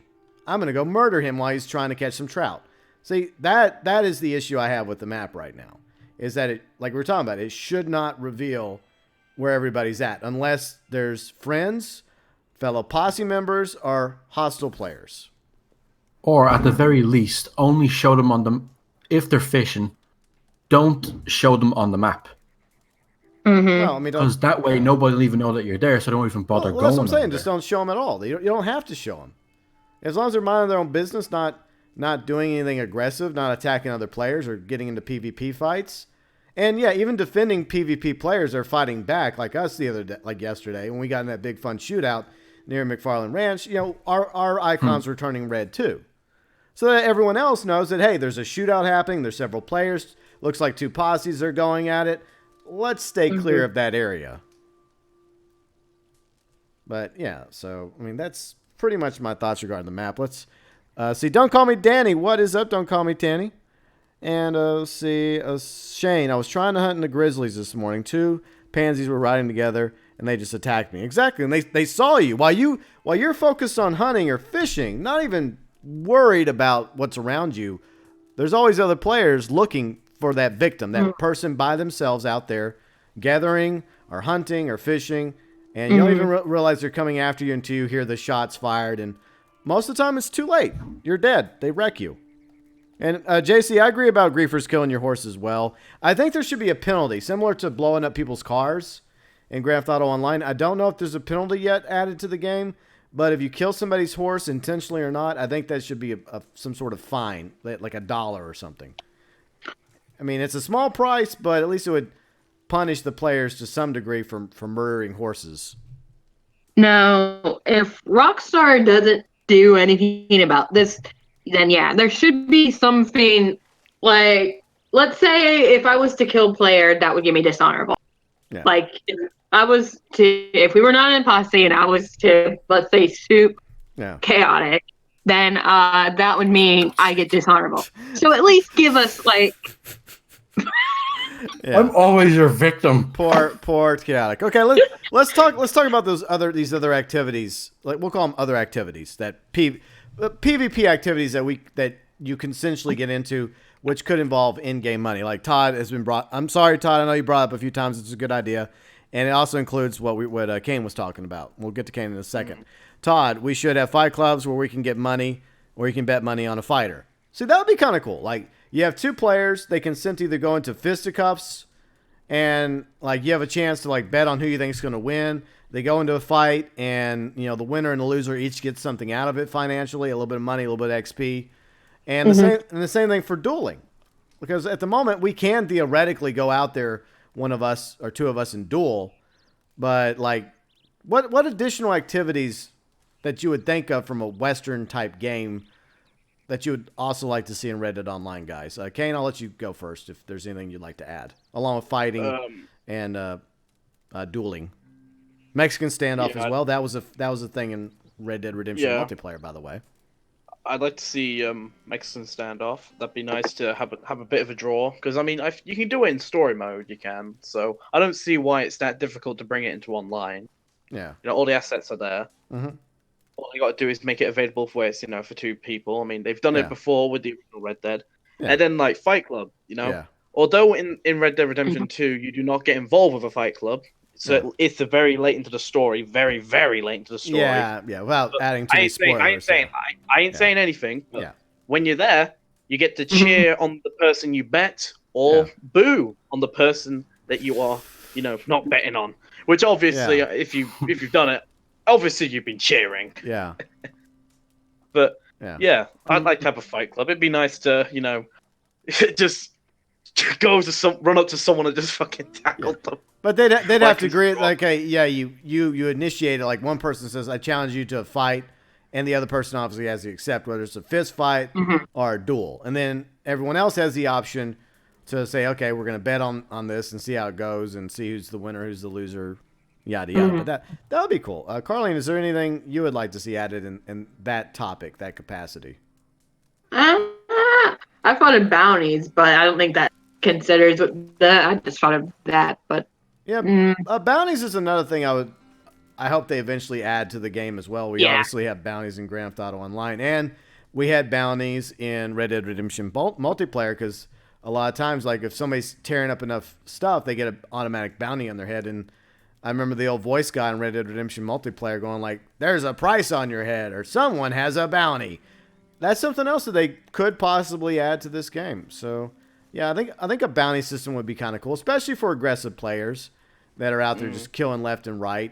I don't know. Somebody mentioned that you could actually. Is this true? You could actually go to the sheriff and place a bounty, or is that not true? No, not that I know of. I haven't seen anyone do that. But you can target a group or a specific player for an assassination though, because we've been involved in several of those scrapes. So that's something. Yeah, but they're stranger missions. Yeah, they're stranger missions. Yeah. Yeah. All right, so Chaotic, anything your thoughts about something you'd like to see, like in that regard? It's something that should be already in the game, but for some reason it's not. At the very least, it's not yet. Yeah. But we need to be able to actually have whatever horse we want. Like if we see one that we want, like your friend Silver did. We just went over If that you want though. some. Yeah, we kind of went over that. That's one thing that I just need though. Yeah. I need that because people are stuck with crappy horses and they see a better one, but they can't even have it. They have to, grind for like $200-$300 so they can get something that's only slightly better, if not the same. Well, I mean, there is something to be said about having like vehicles in. Okay, so vehicles in Grand Theft Auto Online, supercars, sports cars, doesn't matter what the rank is. The money is what matters. So maybe they should just do away with the ranks entirely for horses. What do you guys think about that? Just make it purely about money. Because I didn't have to, I mean, there were some vehicles initially that required rank, like the tank, the buzzard attack helicopter. So maybe with all the horses, they should just drop the rank aspect and just say, okay, these Arabians are the most expensive in the game, or like the thoroughbreds, but as long as you get enough money, you can buy one. How's that sound? Yeah, I agree. Yeah. Gamer Girl just brought up. Oh, sorry. Yeah, I'm gonna bring up chat. Just give me a second, Carlene. Give me a second. I'm reading chat. I'm not ignoring chat. I love chat. I love the viewers. I just saw Gamer Girl brought up a good point. I'm gonna read their points. Don't worry. But I do think that there should also be some horses, as we mentioned a moment ago, without repeating ourselves, that should be available, similar to some vehicles in Grand Theft Auto Online that you can go break in and stable, like the Tennessee Walkers and the Kentucky Saddlers. The high ends, obviously, that's probably not going to happen, so we might as well not even think about that. But like taking away the ranks seems like a good idea. All right, so let me read over everyone's ideas. Okay, several people wanted Ace wanted a shooting contest, which would be kind of cool. Actually, I like that, a free aim shooting contest with bottles, birds, targets. I like that.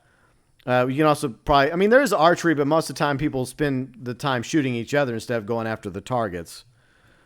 But bull riding, several people brought up bull riding. That's an interesting idea. Maybe some rodeo stuff like barrel racing.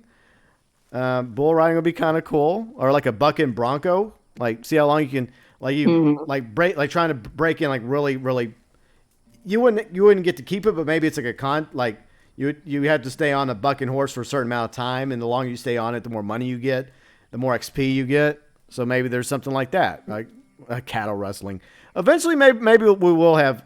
There's already goat roping. You can already lasso goats in the game, JC. I do it all the time. It's good money. And sheep too in Valentine. The 3-star sheeps that are so elusive. All right, let's see. What's there? Okay, Gamer Girl. Okay, let's get to Gamer Girl real quick. Why is it that they have to have it? We have yet to add chat in game because type. What? Oh, typing. Oh, like the ability to actually type like what you want to say. I don't know. I mean, it's one of the things. Maybe I mean, I know they'll probably add that to PC. It's a lot easier with PC because you have a keyboard and a mouse, unlike with consoles when you only have this. Mm-hmm. But in like Grand Theft Auto Online, we could text people. So that was a thing in Grand Theft Auto Online. We could text people. So I don't know how you would do that. Would you write a letter or send somebody a telegraph? Yeah, that's gonna be the case. I'm gonna telegraph this person. I mean, they wouldn't get it immediately, so it's... You have a telegraph at the post office. Yeah, somebody being salty with you, like for, I don't know, for some reason. I don't know for what. You go to camp, you read your mail, it's like, lol, L's, 1v1 me. Yeah. L's, 1-0. It's going to be some dumb shit like that. Yeah. I killed your horse, take the L, noob. Yeah, Wolfhorn, like personal records. Yeah, that's kind of cool.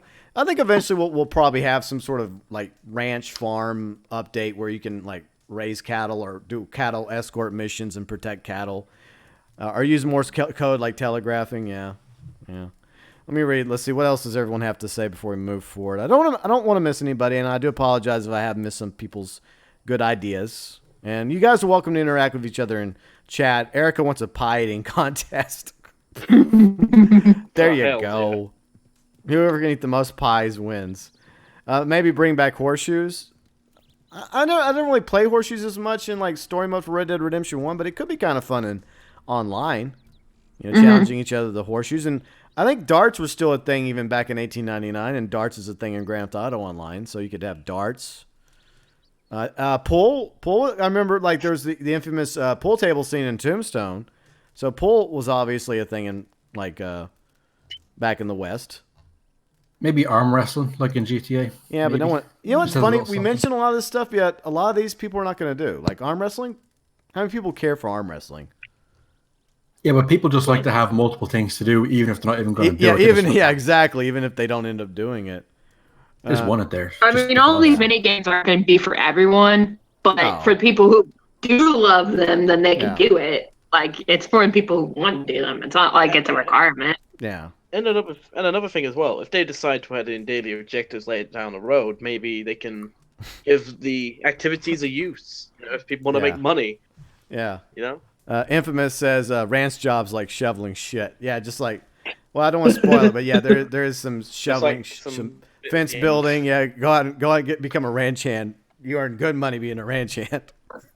Come here, Lancelot. Yeah. So there's a lot of potential for future DLCs, I think, if they implement it right. But right now we're talking about the basic stuff that they should consider doing to improve Red Dead Online. So we just got done with horses. I want to go back to the beginning of the game when we have the character creator and how a lot of us are like, my God, what is this? What is this? Why do all of our characters look so fugly? And how much time we took to try and make our characters look somewhat decent. I mean, I did the best I could here with Wolfus, okay? I did the best I could. It took, I had the beard, but I had to pay a gold bar just to get the mustache removed so I could have similar facial hair to what I have in real life, the Abe Lincoln, as I call it. Well, I think that's stupid, but anyways, it would be nice if we had the ability. And hopefully this is something Rockstar will add because it's something you think they would learn from Grand Theft Auto Online, which would make you wonder why we don't already have a weapons locker in the game. Why don't we already have the ability to go and edit our character's name or customize our characters? I think that's something we really need. Y'all's thoughts on that? The thing is, with the GT Online, when they added that was... Like, when they re-added in, like, the ability to rename your stuff, to change your character's appearance, that was import-export. That was around the time import-export came out. Yeah. So it was, like, very late into GT Online's life cycle, it was. Yeah. Which, personally, if I'm being honest, that should have been there since, like, day one, or even when Next Gen came out. Mm-hmm. Yeah. Yeah, I noticed something that was... It's kind of... It was in GTA Online, but it's not in this game for some reason. I remember in GTA, I don't know if you could do it in Red Dead Online's one, but I didn't see it. Mm-hmm. But you were able to change the way your character's face was shaped a little bit, so you could like make his forehead wider, or his eyes a little further apart or closer. Yeah. You couldn't do that in Red Dead Online, and I found that very weird. It's kind of like they just taken a little bit out from GTA and just, all right, fuck it. Here's this ugly bastard. You can't really change him. No. I did what I could on my character. He looks handsome, just like me. But ego. He's just... There's a few features about his face that I want to change, but we just can't do it. Yeah. And because a lot of people, they look at their character and like, okay, well, I kind of like it, but I want to tweak the nose a little, the eyes a little, this and that, and they see what other people do, and they just want to be able to tweak. And then they get some inspiration. Yeah. And then you want to change it again, but you can't. You're just kind of stuck with it. Yeah. And let's say you're in a rush, like when you're creating your character, like I kind of was when I was creating mine because I wanted to play with Kane and Chaotic. Like I didn't really get enough time to explore the character customization. Like I had to blah, blah, blah. Yeah. And then I'm like, if I want to go back and change it, I can't. Yeah. Yeah, that's true. And like Erica says in chat, if you want to do it over, your rank does get reset. So, but I don't think it should be like that, though. I mean, I think you get to Nah, keep a lot of the it's stuff. I think you get to keep the money and what else do you get to keep? I think some people have done it, but I don't think that's necessary. I don't think you should have a rank reset just because you want to tweak the look of your character's face. I do like the fact that in Red Dead Online we do have different body types, so I think that's definitely a positive. Because I was actually... Yeah. No, you go on, GB. Yeah, because in Grand Theft Auto Online, obviously, we had a generic male body, generic female body. This time, we have like at least a few options for each one. So that's definitely... Yeah, I was able to make my character look a bit more like me. I'm not some skinny little shit, you know. I've got shoulders and stuff, so it's like... I'd like to make my characters look like me, no matter what game it is. If I can create the character, I'll try that. Yeah. And I'm very specific. I like it to be accurate as possible. That includes the body type, but not many games actually allow that. It's just the face. Yeah. So I was happy to see that. True. Yeah. So definitely, I sincerely hope that they've built this system to where eventually, sooner rather than later, once again, as we catch pneumonia once more because of the rain. That We already got lumbago. yeah, we already did. We already have lumbago. What's pneumonia, right? And hypothermia. You know? Yeah, hypothermia. But lumbago, tuberculosis. But I'm hoping that they do make it to where we can go and that's another thing that surprises me is that like even at the beginning of Grand Theft Auto Online, we at least had one opportunity to go back and re-edit our character, and so far, as far as I can tell, no one's had that opportunity in Red Dead Online. I say we'll be able to do that when it comes out of beta. We'll get the chance to make a change to our character, and everything will stay the same, but Hopefully. we'll get to change them a little bit. That's the dream. I sincerely hope so. And let's just hope that let's just hope when the online comes out that we don't have to recreate our character and start all over, because that's going to take a lot of people off. Yeah, that's another thing we'll talk about at the end. We're going to swing into that in just a minute. But one more thing I'd like to add for like character customization, the teeth. Rockstar, could you just give us like a normal set of teeth? Because there was toothpaste, there was toothbrushes back in the 1800s. You know, maybe dentistry's not up to what it is today, but not everybody had rotting yellow teeth or gum. I mean, there definitely were plenty out there like that, but could you at least give us one more like teeth option where we actually have maybe not pearly whites, but at least somewhat decent looking?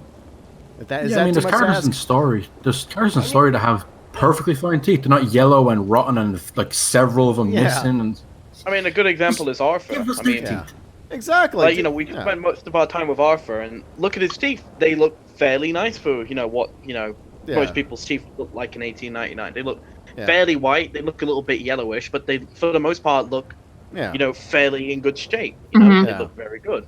Yeah. So the excuse for Arthur's teeth could be he smokes. And I get it. There's some people out there that have a good laugh that think it's funny to have missing teeth or no teeth at all, and that's perfectly fine. But most of us really don't care about the whole teeth aspect at all, and B, if it's an option, then just give us an option to have normal teeth, just normal whitish teeth, maybe not pearly white, but just normal. Like, you know, is that too much to ask? Yeah, give us a smile we can be proud of, Rockstar. Yeah, but the funny thing is, no matter what, you know, whether or not you're in first person or third person, most of the time we never see it anyways. But you know, we do like to make a good impression, so that's why we want to have the ability to, you know, customize our characters and re-edit them, so we can make them look a little bit better, tweak them just a little, so that they're, you know, something we like a little bit more. And even sometimes you come up with a name for your character, and then you think about a better name, and you can't go back and change the name. I think that sucks. Yeah, it's not a big deal, but like with the horses, you can go and change your horse's name. If you don't like the name of your horse, and you're like, you know what, I'm going to change my horse's name. I would never do that, but some of you might. But at least there's we a have that place to ability. change your character's name anyway. Like you could do it at the post office, logically, couldn't you? I mean, the post office is kind of used for most stuff, so that would be where you could change your name if that was a thing. I guess. I mean, that's an post option. office was kind of used for a lot of things back then, wasn't it? Yeah. So it's, you know, makes And sense. even Or the even sheriff in story office. mode, Yeah. like even in story mode, you know, you can they have like a fake alias, you know, where they get the mail sent. Yeah. Or, you know, to send mail. Yeah. Yeah, because mail gets sent to the post office, and mail gets sent to camps as well. So, I mean, I definitely think that hopefully Rockstar will implement the ability, and I think they will, because that's something that a lot of people want to do, because the first day, a lot of people just wanted to play the game. They weren't really focusing as much on trying to get the character to their specifications. So, yeah, it's definitely one thing I think we will see implemented eventually. All right, so does anyone else have like another random topic? Like, Carlene, well, it was a topic you were about to bring up. What was that? Was it the bounties? No, we already brought up the bounties. We already did bounties. There was something a moment ago you brought up that I thought was a good topic, but then. Are you talking about? I think I know. When the online comes out, don't make us have to recreate. Yeah, and character wipes. Yes, it's a good segue. Yes, that's one thing I see that people are afraid of, and at first I didn't want to believe that it was going to happen. I still believe it's not, because apparently Rockstar's replied to somebody and they said that they're trying to make it to where we will be able to keep our characters, our rank, and everything we've gotten, money, items, clothing, etc. But there is still a fear that when the beta is over, that there will be a character wipe. And I don't know about you guys, I don't really want to go through that again. No, the grind it's been so far is already painful enough. But when you progress, like there's some people, like I've gotten to level 20, that's pretty decent. But there's people like, I think GTA, man, he's probably near rank 30 at this point. Wow. So imagine if he had to reset. That would be such a fucking piss take. Yeah. I mean, I feel like it would be a punch in the gut for a lot of us. Because even though my PS4 and Xbox One characters are ranked 14 right now, I feel like I've kind of grown attached to them, even if I do want to tweak and edit them a little bit more in the character creator. I am kind of attached to them, and I'm kind of attached to the rank and everything I've gotten so far, and the weapons and what little money they each have. Mm-hmm. I do not want to start over. I do not want to do the fucking tutorial mission again. Yeah. I sincerely hope that is not even remotely a thing, because I could see that turning off a lot of people if we have to start completely over. And chat. Yeah, most people probably won't even come back. I'm gonna ask Chat a question. I'm gonna give you guys a chance to continue this conversation. Chat. All right. Let's say hypothetically that this does happen, that there is a character wipe. We have to start over at launch. Yes or no? Will you start over, or will you say nope? I'm not starting over. Yes or no for character wipe? Will you start over, or are you gonna be like, nope, I'm not coming back to Red Dead Online. I ranked my character up to rank 17, rank 23. Not doing it again. Okay, so you guys go ahead and what are points you guys want to make? Go ahead. I mean, for me, I don't really mind if there is a character wipe, for me personally, because I'm not really a high level, but I can understand the pain that, most people that have really, really been dedicated to trying to level up, because, they put so much blood, sweat, tears, and toil into their character, and, it's basically a kick in the dick. When that character is gone, it is a kick in the dick, regardless. That's how bad it is. What if like someone's got it to rank 50, and then Rockstar's like, hey, the beta's over, fam. You got to start again. Yeah. Like if I was in that position, I'd be like, you know what? Fuck Red Dead Online. Yeah. I'm gonna just play the story mode or play GTA Online. That's basically how I would feel. Yeah. Or hell, I would go to the dark side of the Force and go back to a very dangerous territory called Call of Duty. Oh, no. Call of Duty not specifically. There. Oh, no. I know. Yeah. Scams and lies from Activision I'm used to, not you, Rockstar. Or even Fallout 76. Oh, no. Let's not bring up the game that shall not be mentioned. Okay, so before we move on to Chaotic and Carlene's thoughts, I'll mention Shane real quick. Shane says, I kind of wish I could make a second character. Hopefully we will be able to, just like in Grand Theft Auto Online. And I'm going to read what everyone has to say real quick. Dr. Cheats, I'm going to be pissed. No. Archangel, yes. Shane, I'll definitely start over. Wolf, I'll start over. But that could be the final nail in the coffin for a lot of players. Freezing Nat says yes. Infamous says yes. I'm surprised with all the yeses, to be honest. Bytron, please no character reset. I have $2,000, and that was a hard-ass grind.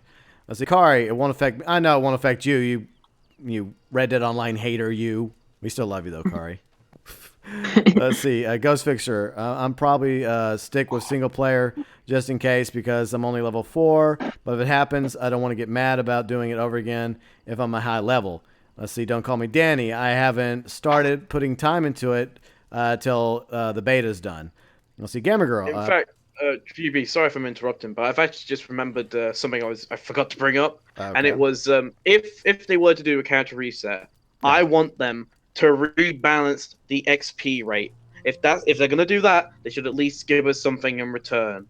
I want us to level up a little bit faster. Yeah. All right, continue. Okay. So where were we? I think I was a Ghost Fixer. I think. Let's see.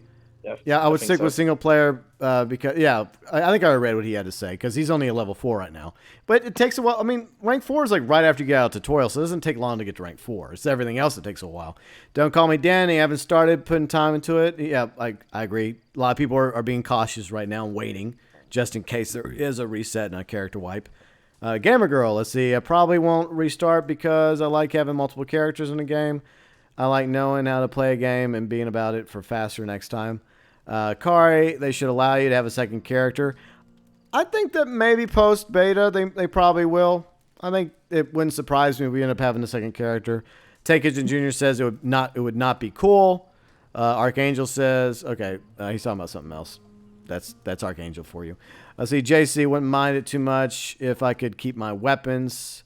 Tank says he would restart. Let's see. Chi, he said he would. He did it once already.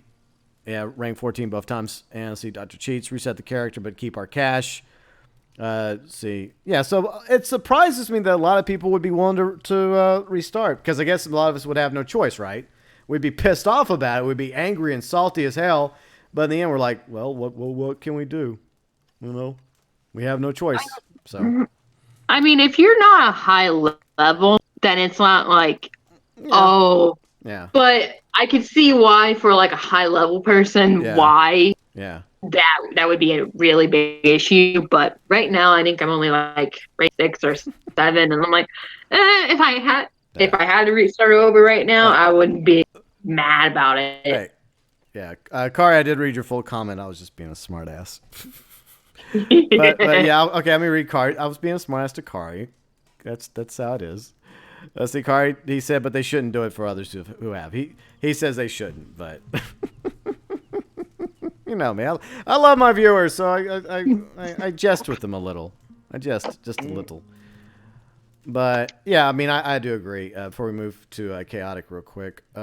Yeah, I think if we do have a character wipe, there should be some caveats. They should give us a certain amount of money, I guess, at the very least to start with, so we could buy some things. And they need to, like, sincerely, like Kane said, the XP system needs to be way better so that we can grind way faster and rank up faster than we have during the beta. So yeah, give beta players a bonus. I agree, Dunderchi. Yeah. So chaotic, your thoughts? I mean, if we had to restart, I mean, I'd have to heavily consider playing again. I've put some effort into this. I may or may not regret it, but I've put some effort in. Yeah. And the only way I could ever most likely just forgive them, just move past it, is if they gave me like $1,000, 10 gold bars, let me keep everything I already have, and give me an apology letter in person. We're sorry.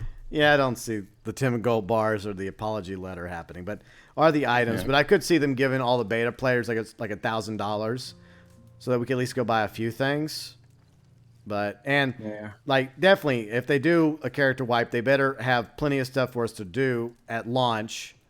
I mean, I honestly still feel like that the beta is just eventually going to segue into the full version of the game, anyways. And I think that's how it's going to work because that seems to be the way it is for most betas, right? Most. Yeah, most. So I think it's going to. I'm hoping it'll be the same way, that they'll just keep tweaking and improving Red Dead Online beta, and they'll continue adding more things to it, like the mini games, etc. And then eventually they'll just take away the name beta, and they'll be like, okay, now it's just Red Dead Online. And good news, you guys don't have to restart. Yay! That would be the best case scenario. But if we had to restart, hopefully we're able to start over a little bit faster. Okay, so Does anyone else have any other subject to bring up? I have one more final thing to talk about. But is there anything any of you guys want to talk about that we have not covered yet? I think we've discussed everything I can think of. Okay. Yeah, pretty Chaotic?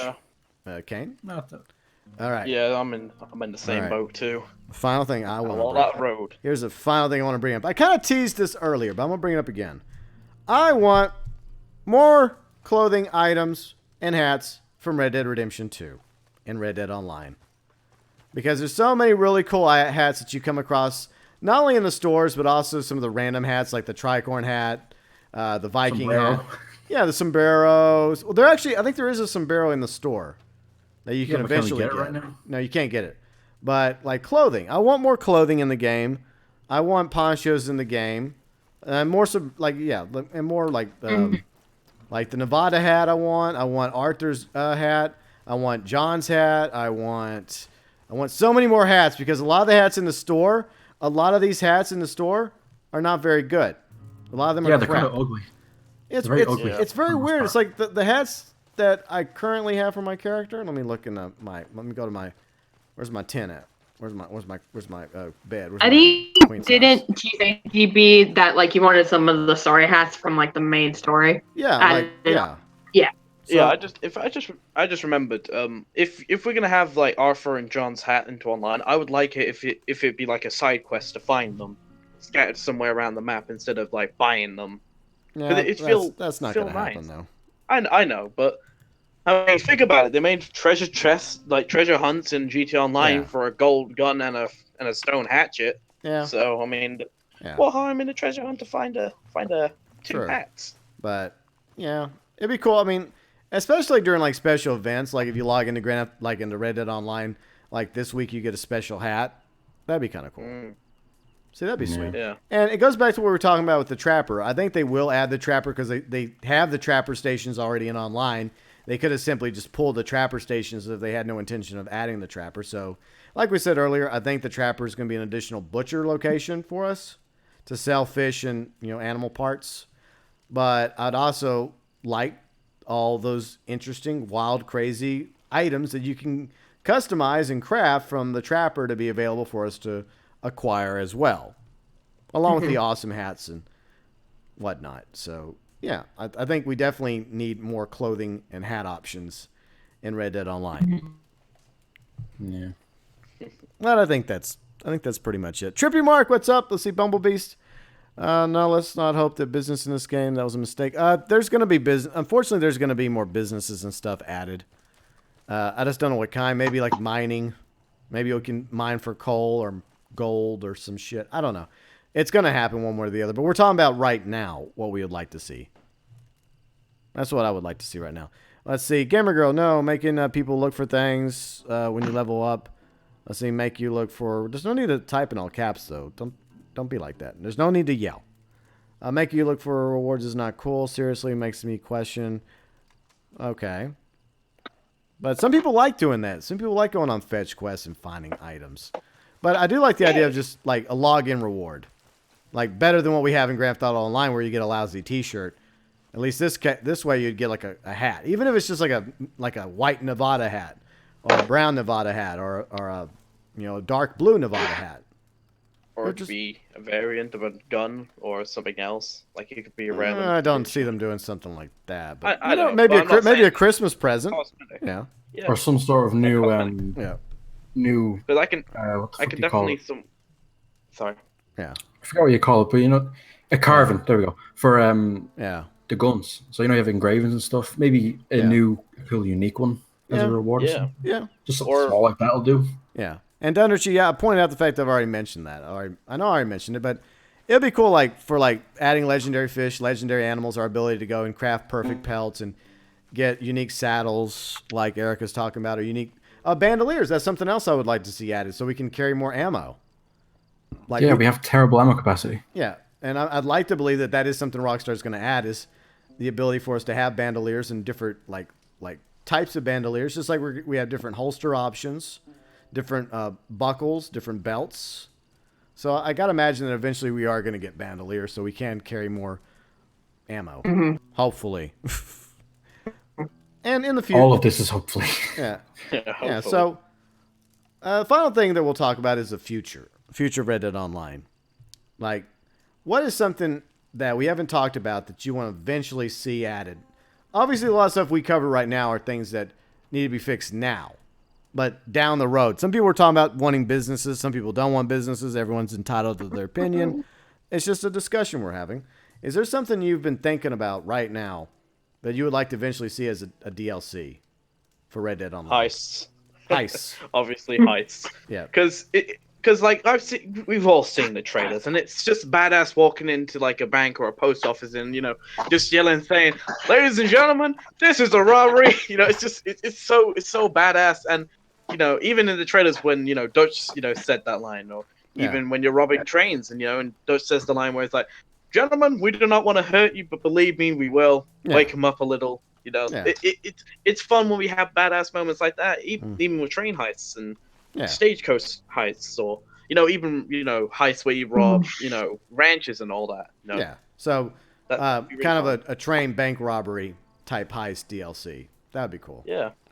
All right, Carlene, is there something you have in mind for a future DLC, or just anything in particular? Well, I would make the joke about an art for DLC, but I think that's overplayed. Really, Hold on, back up. You kind of cut in and out. What did you say? I said I would make a joke about an Arthur DLC because Okay, no Arthur DLC. It's not happening. Okay, continue. But yeah, I mean, I agree with Kane. I really want a heist DLC because why do we even have a posse if we can't go robbing stuff? Yeah, armored stagecoaches, trains, banks. Let's see. Chaotic, do you have any ideas for a DLC you'd like to eventually see? Maybe something similar to import-export, just it's horses instead. Yeah. So like some sort of horse wrangling business, whatever the hell you call it. But I think we're going to get that because if you guys remember from the tutorial, the Clive brothers do mention that we're going to be able to do that. We'll be able to bring them horses. So I think that's just something that is going to be in the game soon that we currently don't have unlocked yet, among a lot of other things. So hopefully that and wagons. The wagon fence is something else several people mentioned because I made pretty good money doing the wagon fences in the game from like $15 to $40. Obviously, it won't be that much, but I would very much like for there to be wagon fencing as well, along with horse fencing, steal and loot to our way of vast wealth. So we can all get out of here and go to Tahiti, right, guys? Yeah. Be nice. Yeah. I don't mind, being a farmer on an island, Yeah. Bring our farming for lumbago to Tahiti. mangoes. Yeah, bit of lumbago. Okay. Well, We can have Uncle. He'll be our jester. Well, I think. Kane, Yeah. we'll just have. Yeah. We'll all have lumbago. All right. So, Chad, if you have any final thoughts, feel free and post it in chat. But please, no paragraphs or no novels, please. I'll go ahead and read what some of you guys have got to say. Don't Call Me Danny wants a Doc Holliday holster option. That'd be kind of cool. Tippy Tabby hopes that they'll do a bit more with the story. Yeah, I mean, that's a good idea. I feel like that we'll probably get something similar to Undead Nightmare. I don't know if it's going to be like Undead Nightmare 2, but they'll probably have like a story mode and an online element as well. And maybe even joked about a while back with a video like crazy mounts. We'll probably see some interesting mounts before Red Dead Online is done. But I'm surprised we don't have any of those already, because they're all horses. We don't have any bulls or zonkies or buffalo to ride around on. So I'm actually quite surprised that we don't have that. But let's see, a Javier Escuela DLC. That's what Wolf wants. Let's see. Make the Ned Kelly armor buyable. Yeah, from the Fort Mercer mission.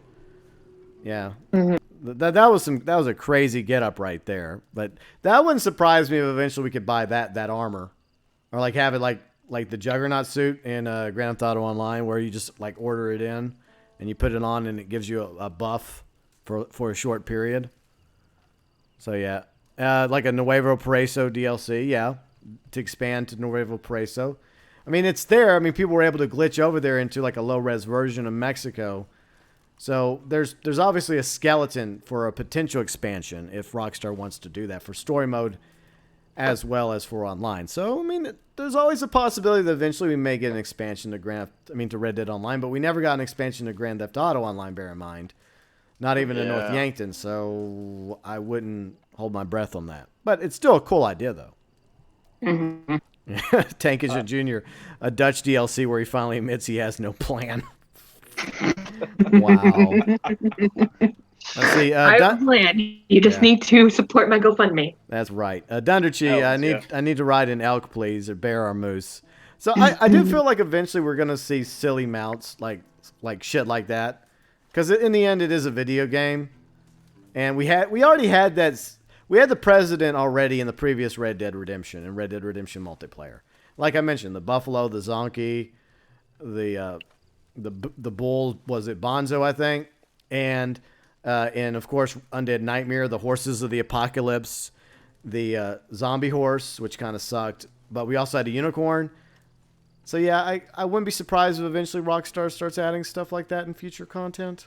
Does that surprise any of you? Maybe for Christmas we'll get a reindeer that we can buy.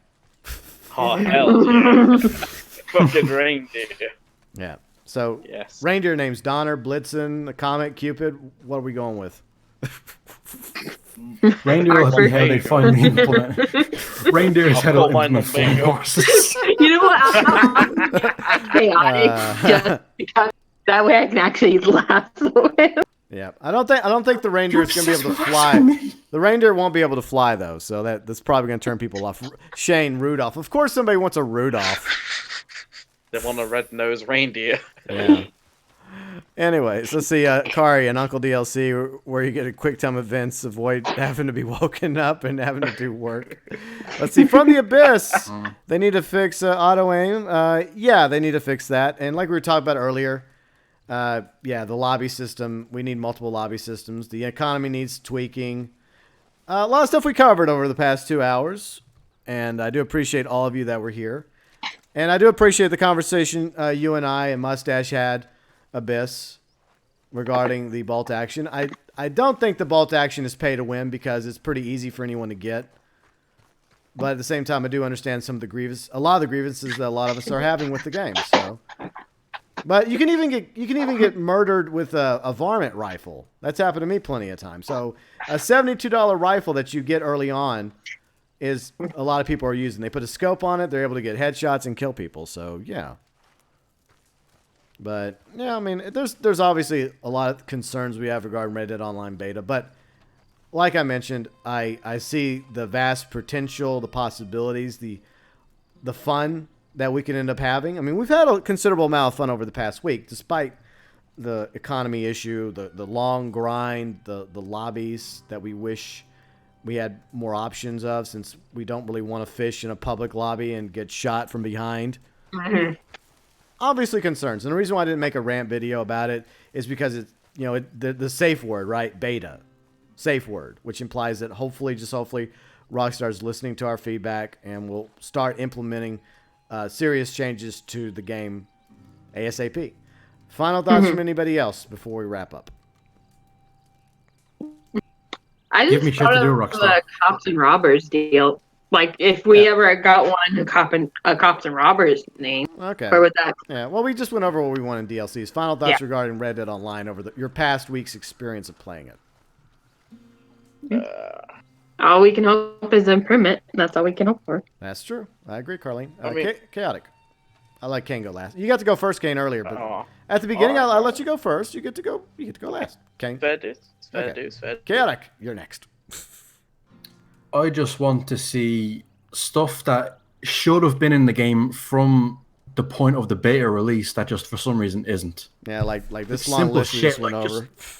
Shit to do. Yep. We need shit to do. That's literally it. Just shit to do. There isn't really much of anything right now. That's bare bones, and I've got to believe that's not the plan. That they do, like the words of Dutch, they have a plan.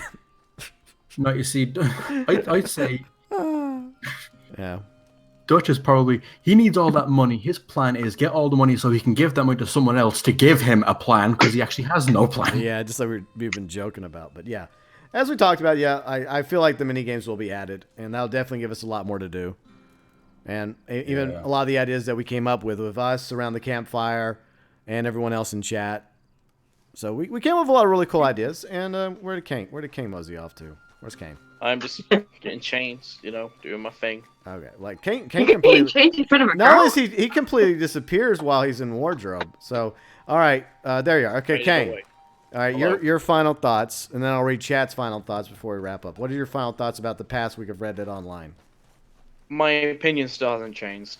I personally don't really find enjoyment out of this. I mean, after playing Red Dead Redemption 2, and most people will probably agree with me when I say this, Red Dead Redemption 2 is probably one of the best games Rockstar has ever made, hands down. Mm-hmm. I mean, some people might disagree, and that's fine.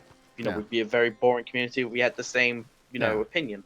Sure. But I personally, I'm going to say this, Red Dead Redemption 2, in terms of story, is my second favorite game. Well, second favorite story of all time. But in terms of games, this is my favorite game of all time.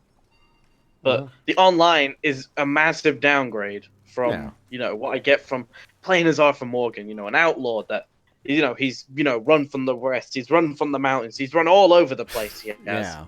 And then we go to online, and we have some quiet chum that doesn't say a word other than a few grunts and a whistle. Yeah. I want some more character development, and even the story. I gotta say this, Rockstar, you are the same people that made GTA 4 and the original Red Dead Redemption. Come on, the online story's got to have a little bit of detail, a little bit more engagement. I mean, hell, even in the first stream, not only I was getting bored halfway through doing the missions. There was barely any plot development. Yeah. It was boring to me, to be honest. Yeah.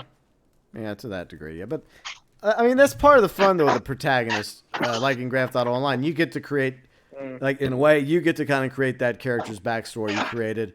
You get to. I know. You are in a way the voice of your character. So there, but the story, yeah. I mean, the main story of, which is not even fully complete yet. Not trying to spoil it for anyone that hasn't played it. Not like there's only like a handful of the missions from the story mode added right now. I'm sure that Rockstar is going to add those soon. The rest of them, hopefully.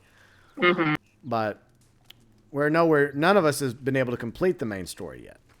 So yeah, there is also mainly because of blue screens and all that. The game's been crashing. No, we haven't been able to complete it because they haven't added those. Not only that, but I'm also just adding on because of the mission problems that we've been having. The countless bugs. Yeah, but I do like the honor system, like the ability, like if you're honorable, like you get a different little side mission with the marshal, and if you're dishonorable, you get another side mission with this guy that has been had a plan for robbery, but his partner betrayed him.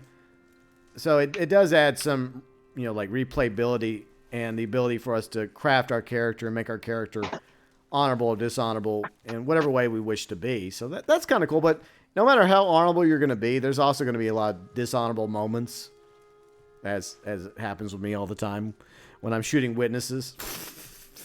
Yep. So it does happen. Okay, before we wrap up, let me read what chat has to say before we go. Let's see. Ghost Fixer, got to have faith in online. I still have faith. I mean, like I said, the past week I've had fun moments. I've had salty moments. The fun has been whenever I had a group of friends and subscribers and viewers and fans playing to play with. Like even in like massive posse versus posse shootouts has been fun. Or going hunting together, or doing missions together. To some degree has been kind of fun. Or just goofing off. There is fun, but there needs to be way more fun. If that makes any sense. So, but I still have some faith that there will be more to this game. Hopefully sooner rather than later. Hopefully very soon. Maybe even as soon as tomorrow. Maybe, I don't know. If Rockstar's sincere about the feedback that we're receiving, they're continuing to tweak and improve it.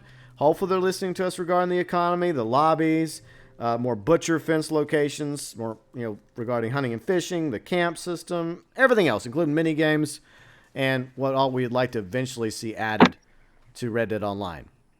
And the sooner all that's done, the more successful this game will be. But if they do launch this game without listening to us, our grievances, not just our grievances that we've had here today, you guys in chat and us here, but everyone else's grievances from all the feedback they've been getting, the retweets, and the countless other videos made by other YouTubers, big and small.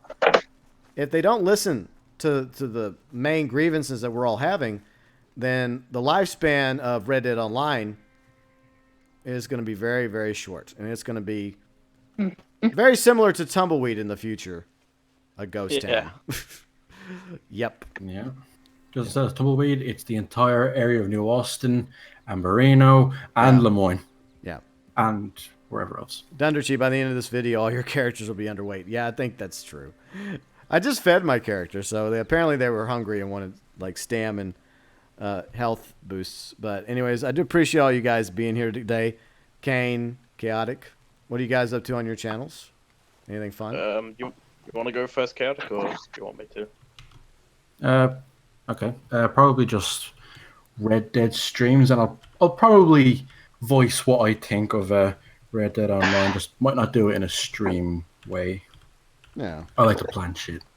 I tried to plan shit, but then like it just didn't work out for me, so I decided just to do it this way. And I like the way it turned out, though, because it's more interactive. You guys got to throw in your 2 cents. I threw in my 2 cents, and most people in chat got a chance to voice their opinions. And those that didn't, I do apologize for missing what you had to say.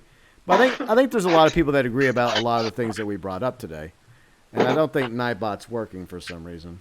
Or wait a minute, I misspelled Chaotic. I cannot spell. Hold on. There you go. All right, so let's see. Kane, what are you up to on your channel? My channel, I've been mainly uploading some Red Dead 2 videos. Like I've been posting like mostly spoiler-based videos. If anyone's interested in that, I've also posted a video on the bank heist DLC from story mode. They get the companion activity. Yeah. And I also plan on uploading 2 videos. I also plan on uploading 2 videos. And then I actually plan on uploading another video, which will be a continuation of a sort to one of the videos I'll be uploading. One video will be the lovable meme that we all love about Lumbago. Yeah. I ain't saying what's it all about, but I'm uploading something to do with it. And I'm also going to be uploading the ending of chapter 6, at least the honorable version. Okay. With the best choice, in my personal opinion. Fun times. So, yeah. Cool. If anyone's interested in that. If you guys get a chance, check out Kane and Chaotic's channels. So and as for me, yeah, I will be doing something that Chaotic will probably not like. Okay, this random person's getting cooked. Well, we were getting hungry, so where did that corpse come from? I have no idea. We have another rando here. It's Anakin Skywalker. I think this guy shot the other guy, and now we have something to eat. Good. I was getting a little famished, a little peckish. Look, delicious. Anyways, so that's my food. Yeah, it was fun. So okay, you can't do me. Yeah. So let's see, Carlene, Kane, Chaotic. Thanks again for hanging out with me today. Yeah, thanks for having us on as always, man. Of course. I'll see you 3 later. All right.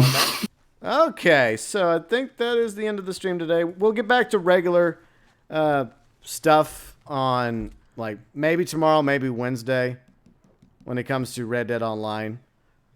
So, yeah, I like the fact that we all had an opportunity to get out here and voice our views and opinions. And for those of you in chat, thank you for being here. For those of you that are watching, I hope a lot of things we brought up were stuff that you guys agreed with. And a lot of you actually brought up some really cool ideas and thoughts that even I didn't consider, even though I did have quite the list of things that I wanted to bring to the table. Initially, it was going to be a video, but I worked on it for 2 days. I'd try to get to it. But the problem was I was so busy playing Red Dead Online.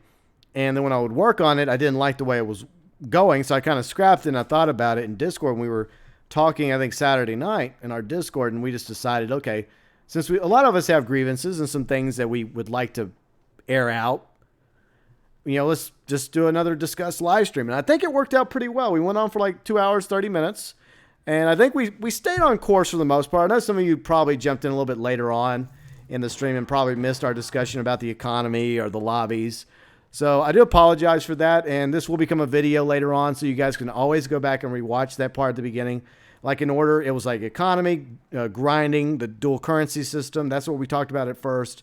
Then we moved on to the lobbies. Then my desire for more butcher locations, hunting and fishing. Our thoughts regarding the camp, the map, horses, and a few other topics were brought up as well. But I really did enjoy this with you guys. It was a great experience. A little different than what we've been doing the past week, but there's just a lot of us. I felt like we were getting to the point where it was fun to play this game, but then issues started to keep coming up, and some of us were just like, we really got to say something about it. Even if in the end Rockstar listens to nothing we say, at least we got it off our chest. At least we got it off our chest. And hopefully Rockstar, like I mentioned a couple times already, they have gone out of the way to ask for feedback. They have a link for it, and I'll put that link in this video whenever it becomes a video after the stream. So you guys can just click on that in the description section if you want to go give your 2 cents regarding what you like and what you'd like to see added to Red Dead Online, as well as what you don't like. So before we go, let's say goodbye to everybody, and I'll read your comments as we go on out. I see Wolf Lumbago is a meme of Red Dead Redemption 2 like Herbert was in Red Dead 1, yeah. Yuji Outlaw. Let's see. Shane, thanks for being here as always, Shane. Ghost Fixer. This was really random. Yeah, it was pretty random, but I think we covered most of the issues that we're having right now with the beta Archangel. Let's see. JC, Erica, Wolf, along with Dunderchi. Thank you for doing this. It was great. I enjoy doing this kind of stuff. I like discuss videos, but I also like discuss streams better because we can actually talk live and interact with each other. And I give you guys my points. You give me your points. We have a discussion. Even if we don't entirely agree of everything, that's perfectly fine. It's okay to be civil about it because we all have different opinions, and that's just the way the GeauxBurns Nation is. I don't expect any of you to agree with me 100% of the time. As long as it's 95% of the time. Just kidding. I'm just kidding. So, yeah, let's see. Don't Call Me Danny. Let's see. Gamer Girl. Like, who else did I not mention? I think I mentioned everybody. If I haven't, now's your chance to say goodbye. Goodbye, GeauxBurns. And thanks, of course, to UG Outlaw and all of our other awesome members for supporting the channel. It's not necessary. You never have to give me $1 or a dime or anything at all financially. But for those of you that are members, those of you that are Super Chat heroes or will be Super Chat heroes down the road or been Super Chat heroes in the past, it's very much appreciated. And Akeem, thank you so much for being here as well, Akeem and Infamous and everyone else. Let's see, as Wolf quotes Dutch, there's no such thing as civilized. Well, we try to be somewhat civilized around these parts in the GeauxBurns Nation. But like I said, member Super Chat Heroes, we do like to give you guys some acknowledgement to thank you for going above and beyond. That's why we have the wall. We change the background every month. And this month, it's my birthday month. And my birthday's not for like 2 weeks. So there you go. Some birthday action coming up for me. Whoop-de-freaking-do. I don't really care for my birthdays, to be honest, but it is what it is. We all have a birthday, right? Anyways, if you're new to the channel, we're going to continue streaming Red Dead Online, along with hopefully some Grand Theft Auto Online. Hopefully there'll be a Grand Theft Auto Online this month. Maybe some updates, new content, which we badly need in Grand Theft Auto Online. See, Ghost Fixer, yours is on the 12th. Awesome. Fellow Sagittarius represent. Hell yeah. But yeah, Grand Theft Auto Online, Red Dead Online. If you're new to the channel, you're welcome to subscribe. Join the GeauxBurns Nation. If you enjoyed this discussion, whether watching it live or later on when it becomes a video, a like is very much appreciated. To be notified about future Red Dead Online and Grand Theft Auto Online streams, be sure and ding the bell. And you can also be notified via our Twitter and Facebooks. We also have an Instagram for all of you into Instagram. Biketron, thank you for being here, along with everybody else. And finally, our awesome, growing, thriving Discord community. We're building up a great community over there in Discord, and it's so awesome to see that that's growing. I would say that's probably, along with the YouTube channel, the core of the GeauxBurns Nation. We got the YouTube channel, and like right beside it is the Discord. So and then we have Twitter and Facebook out there somewhere.